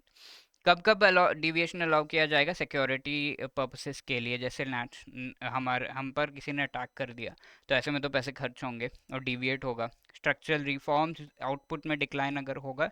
एंड 15th फाइनेंस कमीशन ने एक्चुअली इंडिविजुअल स्टेट्स के लिए किस तरीके से हमें ये चीज़ें प्लान करनी, इससे रिलेटेड बात की है। आरबीआई से बोरो नहीं कर सकते, आप ये नहीं कह सकते कि अरे 5,000 रुपये कम पड़ रहे, प्रिंट कर दो।